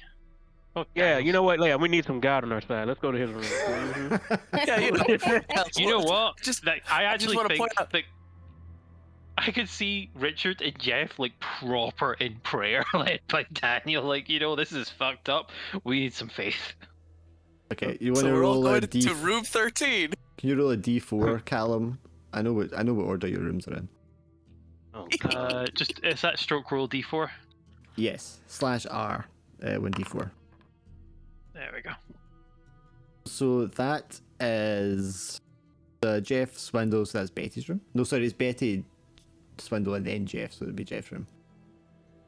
Oh, okay. All right, the room that has the different carpet. Room 14. Actually, yeah. I mean, you all have different carpets. His room Yeah, I had a forgot about different that. key. Yeah, that's right. Forgot about that. Okay, so you just go there. I'm assuming you like collect all the notes and stuff because I think most of that was in Betty's room. So you grab the case with all the other textbooks and stuff like that, and the diagrams and stuff, and you take all that into Jeff's room. And he's going to Jeff's room, and there's nothing different about your room, Jeff, compared to anyone else's, right? They're all pretty similar. You didn't have anything that you changed. You moved things slightly in your room, didn't you? Oh yeah. Yeah. Well, No. You did some minor adjustments to things. Yeah. And then he made notes of where everything was. So imagine when you come back, you're like checking your notes. You're like, wait, guys, for 1 second, and you check your notes, and you're checking like all the settings and the things that you moved at certain angles and all that, just to make sure nothing changed. Everything is exactly as you left it. Does that make you feel calmer? Does that make you feel more safe in this room, Jeff? Nothing makes me feel safe. I could just see him like he's built a fortress and he's got a shotgun. He's like planted barbed wire. Yeah. Cushions in the mattress, the blanket over top. Oh yeah. Sitting here, So guys. nothing's been moved. Okay. I'm sorry. So nothing is moved because. No, everything is exactly as you left it. Exactly as you recorded it. I check on the cover just in case. Yeah, I mean, you can triple check. Okay, it's good now. It's safe, ish. I don't want to say it's late okay. night, because that was like dinner time. It's still probably before 8 p.m. when you get into the motel room with all your stuff. So I mean, you've got a few hours tonight to study if you want, or you could just rest first of all. Completely up to you. Study. So do Yeah, Let's do the Daniel's studying. we Daniel's just get into tired. it. Daniel's gonna go and rest in his room. Oh, you're going to go At least for alone tonight. to room 13? Well, I mean, it's my room. I know. I'm just asking. If they're studying, I don't want to, You don't want I to be feel weird like or anything. Richard would study until he falls asleep. Richard. Daniel doesn't quite have that manic energy. He's done for the day. He's like, no. Betty, you said you're tired. Do you want to go to sleep? I didn't say I was tired. I said I was studying. Oh, okay. Sorry. Okay, so you and Jeff. Richard's going to be studying. What about you, Jeff?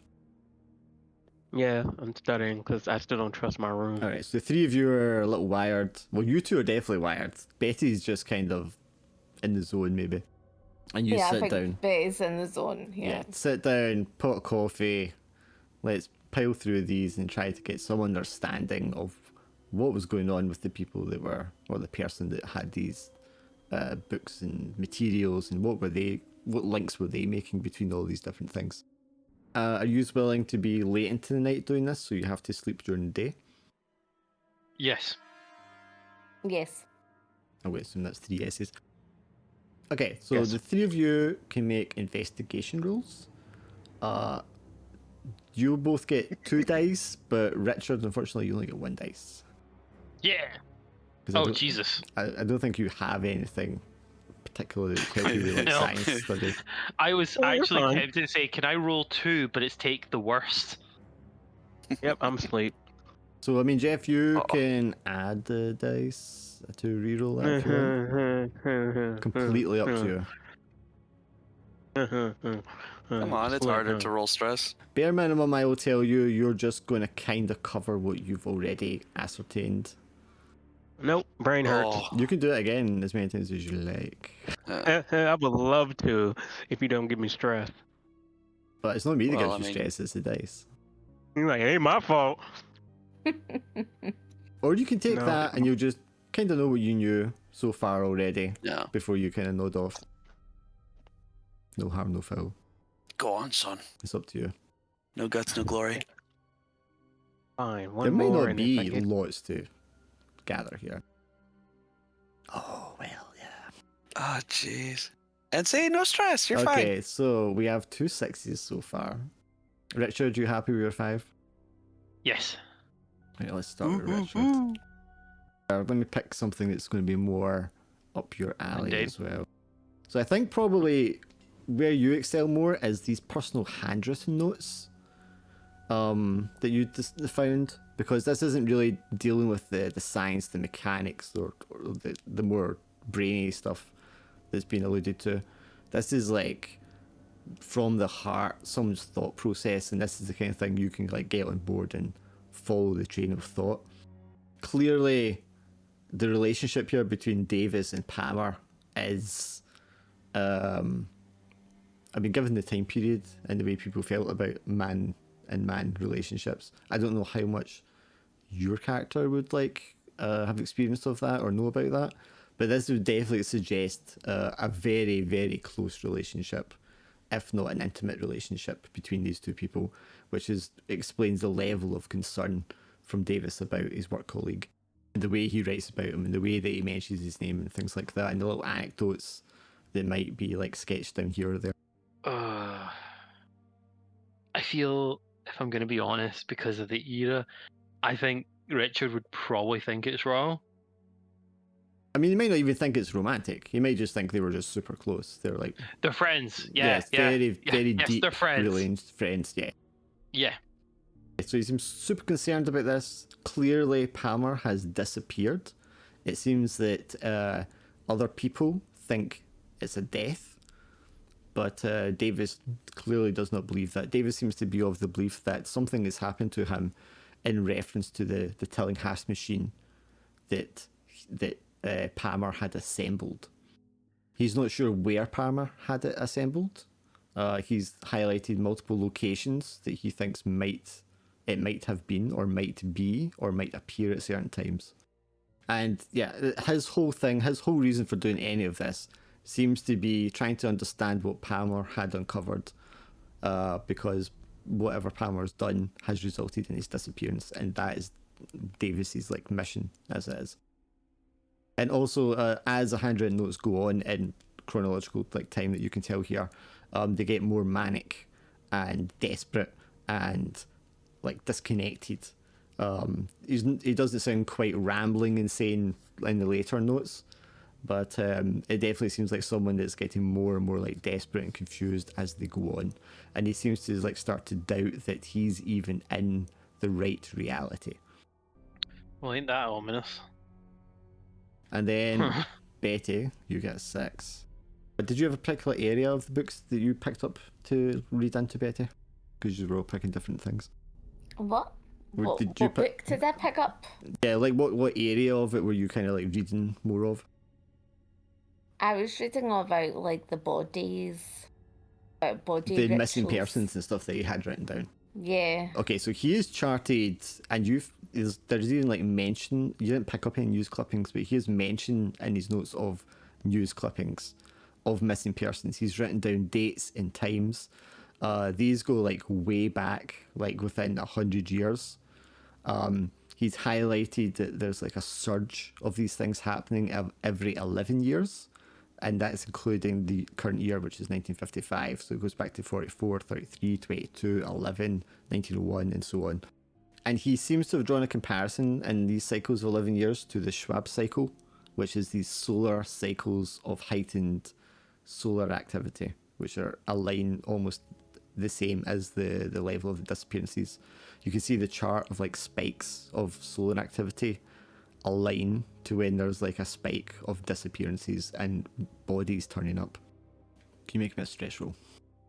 Okay. I'm trying to think what part I can give you here that's going to spike your fear. In amongst these notes, where did I write this down? I didn't put it in here. Oh wow, I didn't put it here. Give me 1 second. He has notes referring to notes from the original creator of the machine, a Professor Tillinghast. It says these notes and parts of the machine had been recovered from Long Island University in New York State. And although it doesn't have Tillinghast's notes here, it refers to them, and it mentions, or Tillinghast, sorry, had mentioned things crossing over via the machine. Different species, I think it was like 14 different species crossing over, and some of them had a parasitic symbiotic relationships with humans as a result of whatever experiments Tillinghast was performing. I feel like that wouldn't make her feel stressed. I feel like you have to tell her like it closer to home to make her feel a bit stressed. You need to give me better than that. Well, he also ascertains that he thinks that the recent missing persons and the bodies that are being found are a result of some of these creatures like hooking into or joining with people and changing what their forms are like and draining the very life essence out of them. That good enough? Yes, that's good enough. And Well, I had to get a wee bit more information. No, that's Come totally, on. totally valid. And you're just thinking No. about those people. Was there something inside them that was doing that to them? And you were like next to these people. Is there a possibility that you've came in contact with this thing? And that's what's like Yeah, that's scaring fearing me. you. Yeah. Yeah, the fear. And Jeff, what area of study were you? Were you more like the sciences and stuff? Yeah, science and schematics. I think because you have the piece of the machine already, and you're looking at like the blueprints and trying to draw the relationship there between that, the alchemical books, and some of the science books, and trying to make sense of this machine, how it works, but like nothing about it like really works with how you understand physics or chemistry or anything like that. It doesn't look like it really should do anything So the machine, like it says here, the diagram has there's 11 ornaments as part of all of these things. 7 of them are made of solid brass, like the thing that you're holding, and 3 of them are repeated. They seem to be important, and the one you are holding, the piece you are holding, seems to be one of these 3 important pieces to make the machine operate properly.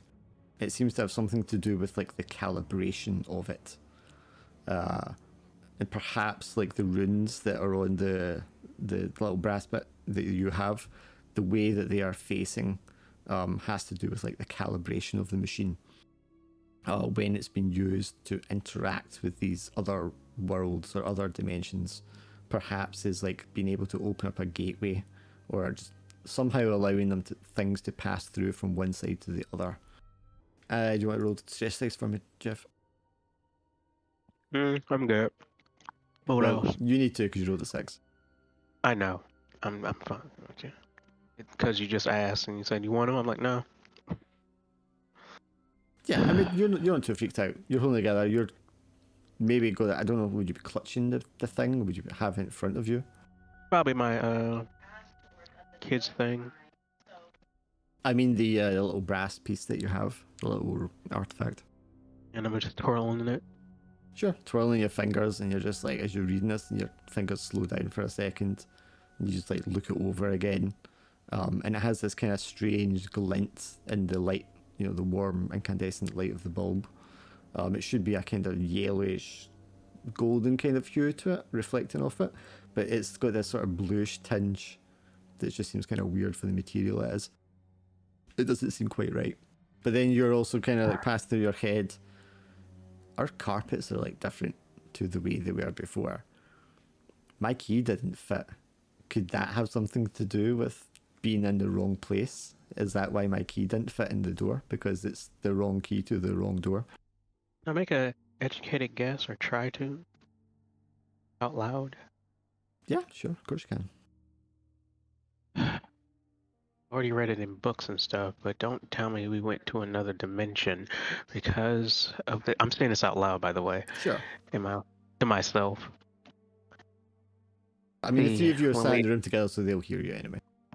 Now, something really was strange happened that when we helped the guy in the street, it was. I forgot the guy's name. Steve. Right? It was Steve. Well, are we in a hyper dimension or something? Because this is all just coming from all the science fiction stuff I've been going through. This is very interesting. Very interesting indeed. I just go into a mumble theory. You know anything? Yeah. But reading takes a amount of time. It's going to be early morning, and just the light of the sun rising just slowly peeks over the horizon, giving some luminescence to the world. And outside it's just that very dull twilight outside, and Jeff casting a glance out the window, it reminds you of that moment when you first found this artifact and what that place was like in terms of lighting. How it was just there was barely any light. Yeah. Is that exactly happened now, or just? Yeah, just now, right at the earliest part of dawn. That is just exactly what the lighting was like, and it just pokes that memory in you. Very strange. Deja vu. So Betty, your fear triggered. I mean, what did you do? What was your reaction? What do you kind of fall into doing when you're in moments of fear like that?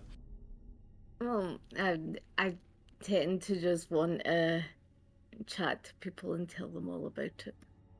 Sat there late in the morning, or very early in the morning, however you want to phrase it, and you're quite quiet because you're all just reading this into yourselves.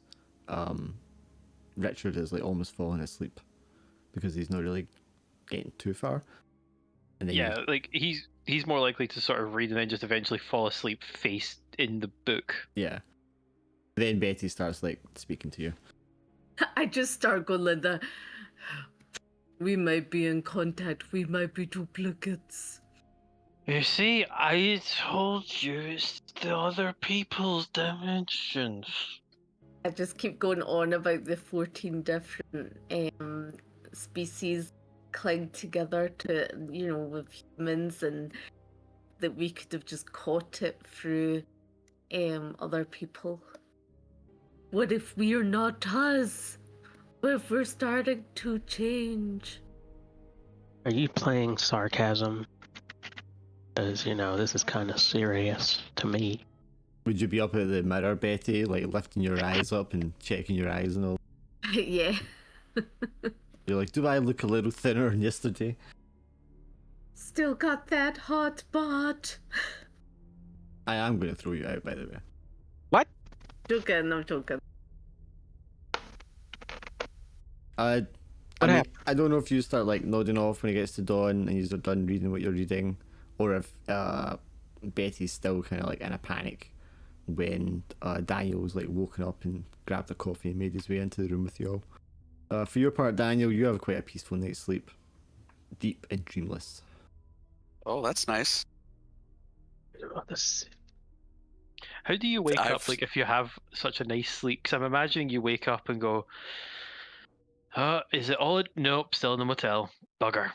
Yeah. Yeah, there's probably definitely a moment of just like, oh, that was a really nice sleep, and then just like the memory of just look at the floor, the carpet. Well, yeah, and then just the memory of the night before. It's like, fuck. As someone who has gone through periods of extreme stress, and not being able to sleep for like days, but then you finally fall asleep because you're so exhausted, when you wake up, it tends to be you wake up like a snap because you're like straight into like stress mode again. It's like the stress is woken you up, you know what I mean? Yeah.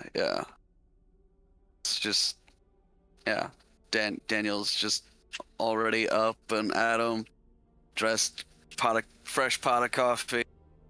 All right, let's figure this out. Would you be, I mean, would all of you be kind of doing little things like, you've noticed the carpets already, but use the like double checking things every now and again just to make sure it hasn't changed?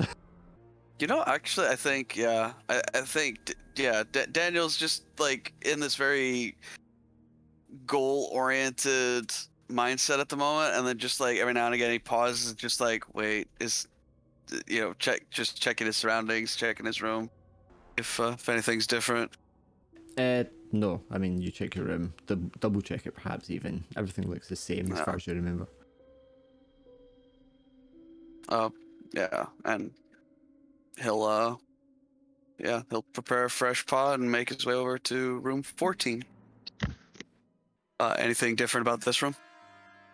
Apart from Jeff face down in the book snoring. I thought Richard would be that. Sorry, as well. Richard, I keep getting you two mixed up. Well, I guess we both just sitting there like smoking a pipe, reading a book, just going like, haha, I've not fell asleep yet. Haha. Two of them like snoring over the table with the books. Maybe one of them's on the bed with the books. Betty's like up at the mirror, just like checking herself. Okay. Do I look thinner? Do you need the rain? I can't stand the rain. Yeah, no. And then I just like blurt everything that I found out again to. Oh, brother. Oh, to just brother, cause this the guy's stress. dead. Just barely woke up. It just unloads at you instantly about parasites and creatures from other worlds crawling inside you and taking you over. Okay. Well, this I can sort of speak on, I guess. I'll just try to. Main priority, of course, is to calm Betty down. Like, Betty, have you slept at all last night? No, but I need a big cup of coffee. I really thought we were okay. I think rest would do us all some good. I mean, Daniel says that just remembering how he just woke up bolt right. But all right, well, here, let me pour you a cup of coffee, I suppose. Just kind of take a cursory glance at some of the notes that they've read and took, and I think as if nothing else happens, I think Daniel will begin to study the papers himself. So while Daniel sits down to study, obviously Jeff and Richard are sleeping, Is that when you're going to catch some Z's, Betty, or are you going to drink coffee and continue to I'm be just gonna. tired and wired? I'm just gonna catch some Z's. Okay. In this room, or are you going to go back to your room? I take like a wee sip. No, I just like sleep there. I just like sleep on the floor. There is a bed. Well, it's covered in books, and one of you at least is going to be Yeah. sleeping on it already. Yeah, exactly. So I'm just like sleep on the floor.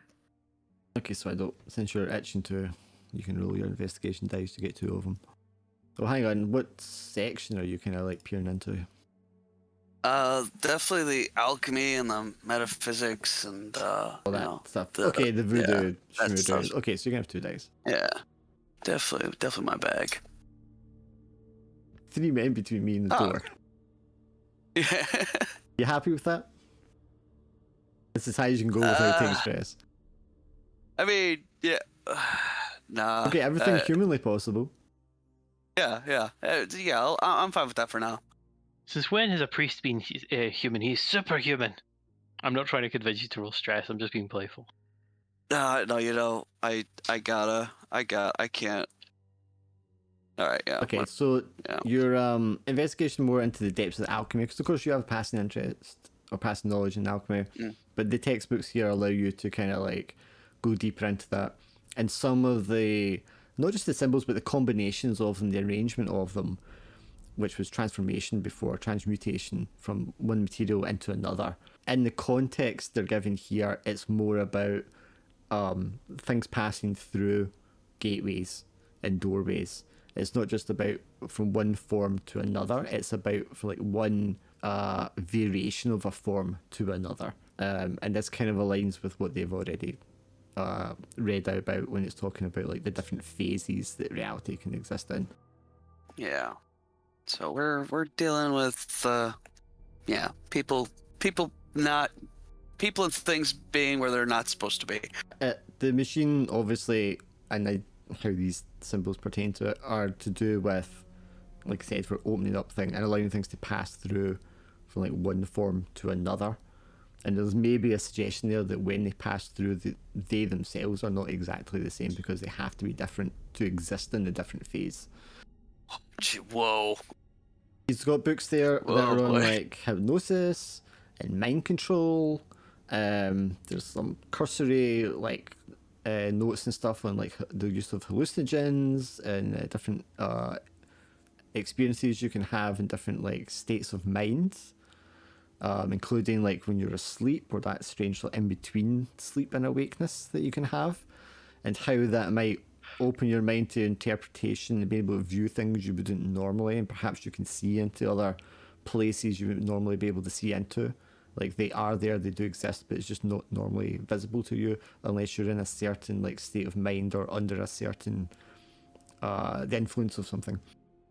I think that part in particular clicks something in Daniel, remembering the dream that he had about Cynthia, who quickly shifted to this other woman he doesn't know, and this man that he doesn't know, and the things that happened in that dream. Yeah. The mentions of the occult in it. Sorry, on you go. No, you're fine. It's good. The mentions of the occult, 'cause there are occult books and stuff that they seem to have been used more for like reference documents for some of the symbols, as if the person using this was also trying to decipher the machine. And but there doesn't seem to be any conclusions there. Like there's these symbols sometimes appear in occult drawings, stuff like that, but they also appear at some points on the machine, but you can't determine any like reasoning about it. It doesn't seem to be any kind of worship or ritual or anything like that. It's just some sort of scientific formula. And I'm guessing because of what you've experienced and whatnot with the symbols and the people talking about a temple and a minister and that kind of stuff, the priest, you're looking for some thing here about religion or deities or something like that, but there's nothing in here that seems to be the focus of research at all. The research here is very much focused on this missing person, the machine, and how it works and what kind of effects it might have. There's nothing in here about like any kind of like religion. No mention of Shibnurath, the rain. Nope, nothing like that whatsoever. Which, And kind that- of makes sense. Especially because they're just trying to find Patrick. They probably don't even know anything about the other side. They just have this thought of maybe he's there on the other side. And you also postulated about the different locations. As I mentioned, Mhm. those locations been highlighted as possible locations of like portals, of places where things pass through.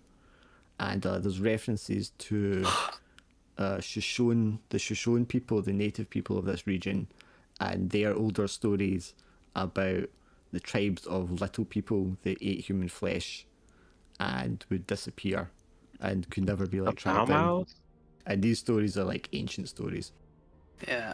which seems to suggest that some sort of opening might have been possible a long time ago before any of this other stuff happened. Yeah. Something probably came through and just hung around for centuries. Possibly. So this like whole region perhaps is like a prime area to be doing any kind of like opening up portals. It seems to be like an area that has like a weak link between realms or something. It makes it the prime place to do something like this because it's had these experiences in the past. Yeah. I think if anything else, Daniel might be thinking that whoever's Davis is probably if he's not causing more harm by just continually poking holes in the fabric of realities, he's Well, he doesn't. I don't know if this was clear enough, Santoya, but he doesn't seem No, to yeah. know where the machine is. Oh, Is there okay. possible locations where it may be or may have been used or portals may have been created? He doesn't know. Oh, yeah, okay. So, yeah, Daniel's theory now shifts to Patrick probably having had the machine and then disappearing. I guess if the schematic's talking about the piece that Jeffrey has being like used to help calibrate the machine, is there any like notes on what might happen if you don't have this part for your transdimensional portal device? That is not a question that he's asked himself in his research No. here. So that doesn't come up. Yeah, didn't think so. But the three PCs seem to be important, essential even, to it working. Right, so if it's still around, it's missing a piece at least.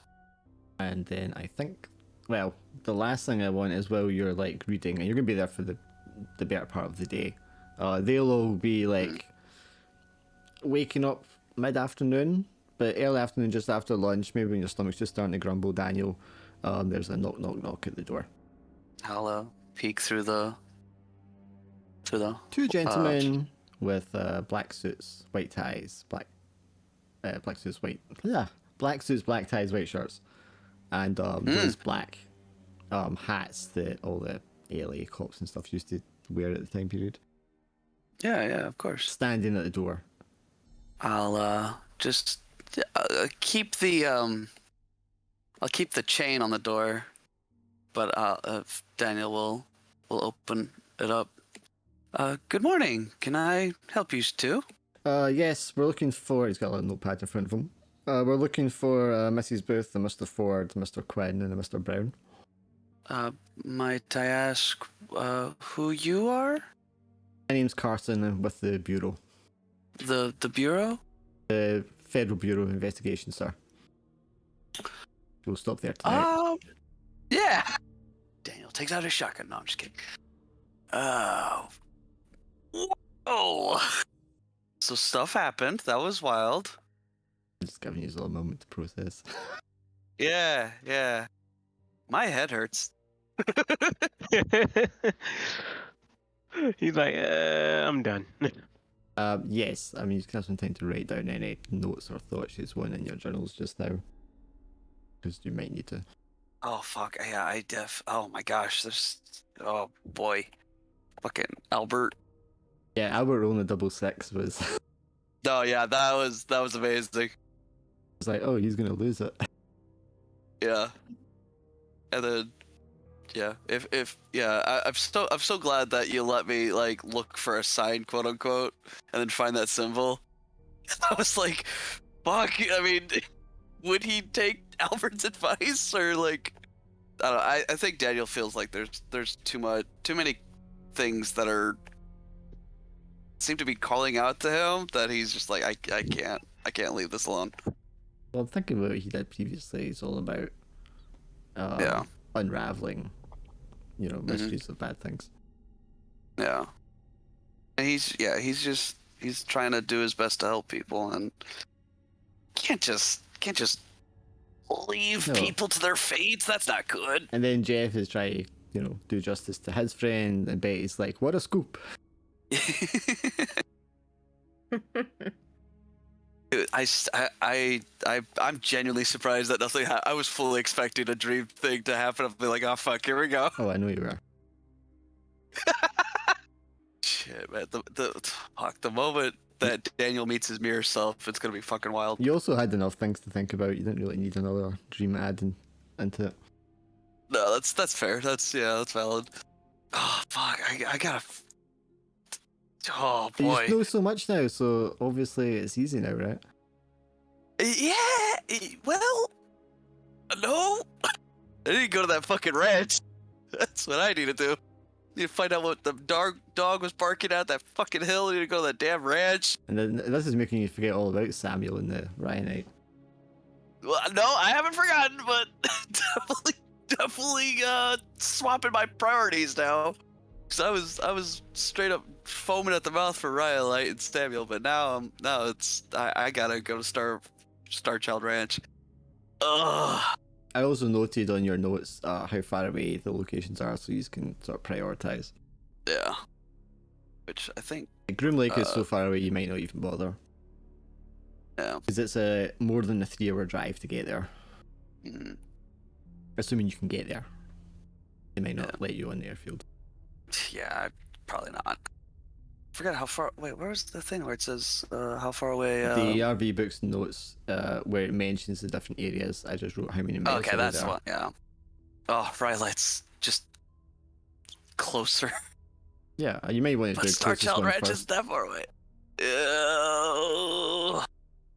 I mean, Starchild's not that much farther away. Yeah, and dude, for some reason, like I was hearing Tillinghast, I was like, I feel like I should know that name, and it just wasn't clicking until I remembered the Well, I mean, I'm Chicago glad you didn't get one, it anyway or- because it's a bit meta. Yeah, well, yeah, of course, but it's still fun. Still fun to pick up the references to the previous. Oh man. But everyone else, the swindle's easy to excite. It's not even a challenge. No, it really isn't. Yeah, that question. Christ. Not sure. Well, what's everyone else doing? No. I know what you're doing, but just like how are you feeling after that then? Because there was a lot of information this week and last week. Yeah, my head hurt. Just like Swindle said. So much info. It's a lot. But it was great. I feel like Richard. But see, now, if you really want me to get into it, I am disturbed about the whole Steven thing because I'm like, wait, are we going backwards or forwards? It's a good way to look at it. Because see, and then when it comes to the dimension thing, well, like the changing, I'm like, Yeah, that kind of broke my brain a little bit. that actually scared me more because I'm like, wait, there's one thing I didn't ask. Oh, that's one thing I didn't ask. I can't ask it now. What is it? Did it smell new? Did what smell new? The carpet. No, definitely not. No, that carpet is, as far as you're concerned, it looks as if it's been there since the room was put together. Yeah. Okay. The carpet's the same. It's just different color. Okay. It's But been see- that color the whole time. And then, like you said, when it comes to the lock, though, it's like, okay, so why is the lock different? Because you've You got said- the part. It's centered around you, and it's affecting our rooms by proximity. That makes total sense. um, Must be right. Yeah, Just yeah, like, you're it's like right. when he picked up the paper and it's like, oh, this is about this, and then he's like, Richard's just like, oh, this is exactly what's happening then. Yeah. Couldn't be anything else. That's why I kind of laugh whenever she was talking about how he handles things. I'm like, yeah, dude is just latching on to the first thing because it's what I do. His mind just takes the path of least resistance. Like, oh, this makes the most sense. It has to be this, right? And then It's a Dark just logical throws answer. yeah, Dark, like you know, it's not even a challenge. He jingles something shiny over here. I'm like, ooh, shiny, and then he goes, nope, it's actually over here. And I'm like, what? You're easier than that though. That's how I do Drac. For you, I just like Yeah. get a box and paint a question mark on it. Yeah. What's in the box? Now I'm Fucking curious what nothing. Mines is. Dude, I'm still pissed Man. about that damn hill. I gotta go back to that hill and find a clue on it. Yeah, I'm these mad are about that too. locations. 'Cause I was The determined to. I'm like, there's Jesus. something on that hill. It's We like- know it's something on that It's hill. like, never mind these other locations that have all these clues and indications. I want to go to this I gotta random go to hill. I gotta find the little tiny meaningless clue on that fucking hill. Because that dog was attracting. He's like, okay, the dog is. I'm like, okay, dogs only Well, bark. that when is something just that- like, you know, I had experience with another dog before I even left to That's- it, you know, that's showed up at not Beanie, so it's like there's just too many things pointing in this Typical- direction. Typical religious person looking for meanings and everything. Yeah, which, you know, is funny because that's exactly what I'm doing with this one. Yeah, Dark. My you know, my crazy nut, you know, nut job is I re- actually kicking in. Yeah, I really also enjoy the is it all coincidence or is it acts of God, you know? Hmm. But Daniel's is seeing it and interpreting it as just acts of God. So it's like Well, I've still got it's just great. I've still got a couple of things to twist in there just to muddle you a little more. Yeah. Oh, I'm so excited for that. Daniel's gonna come out of this. There is no God. Praise Him, no rest. At this point, this is the point in the story where it's open up to a little more because obviously you can kind of Yeah. choose. You've got your locations, you've got ideas and clues. You Got, can like- kind of choose where to take it. Got like Uh, 50 different I locations. Oh my thought you gosh. were going to the RV very early, so I had the scene set up. But you took so long to get there. I was like, they're not going to be there this week, like last week, because you were going to the mine. So I didn't do all the handouts because I was going to give you a bunch of handouts for it. And then you was like, Oh, that's we'll fair. go speak to the guy at the RV, and it's like, ah, fuck. Yeah, sorry. Scenes are there, but I don't have all these handouts to give you. Yeah. Well, yeah. I can't wait to find out what these nice men in black suits are gonna ask us. Here comes the man in black. You remember? Exactly who it is. Yep, it's Will Smith. We're like, well, I'll be damned. Well, well, if anything, they're both probably gonna be like, "This is Agent John. This is Agent Smith." Generic ass fake names. No. John and Smith. I saw what you did there. One's Carson, yeah. Carson Oh and yeah, well yeah, Johnson, that's probably. still. Yeah, of course, yeah, Carson and Johnson. Yeah. I love how it's like me and Jeff that are getting pulled into that. To that. Oh man, it was, I yeah. just need to ask you questions because there's been a lot of people dying. Yeah. I think Daniel's just more convinced than ever before. Even with Albert telling him to just get the fuck away, I think Daniel's just convinced that he can't. I feel as if it's like the deputy. He's like got something major to do with it. Nah. And that deputy was just trying to be helpful to you in that drive, and you've just like singled him out ever since. That poor minister at the church too. Like, Yeah. whenever I found the symbol, I was like, "This motherfucker knows secrets." I mean, he probably still does, but like, yeah, Daniel just doing the opposite of helping people get over trauma. Just don't Don't worry, little girl. I'll protect you. Oh my God, it's the corpse of your dad. No, your dad's gone to heaven, and then Jeez. he's like, he's at the door. It's like, holy fuck, he's a demon. I had the Oh, song fuck. like knock knock knocking on heaven's door. Oh, brother. Yeah, this shit's getting good. Yeah, you'll be Oh, fine. man. You got it all figured out. You'll be fine. Yeah, It's creepy. I always God, need a they- bit there's of so many things. creepiness, though, don't you? Well, So that's kind of the Well, point. yeah, absolutely. That's the whole point of playing a horror game. You gotta be scared. And obviously, you've got to get to the points like this one and the end of the last one Yeah. where it kicks off Oh yeah, yeah. before it gets really confusing. But yeah, just like obviously meta with Tillinghast's connection to all this. Like, holy shit, forgot about the parasitic things. Yeah, I'm sure I'd written a note somewhere more about that, and I couldn't fucking find it.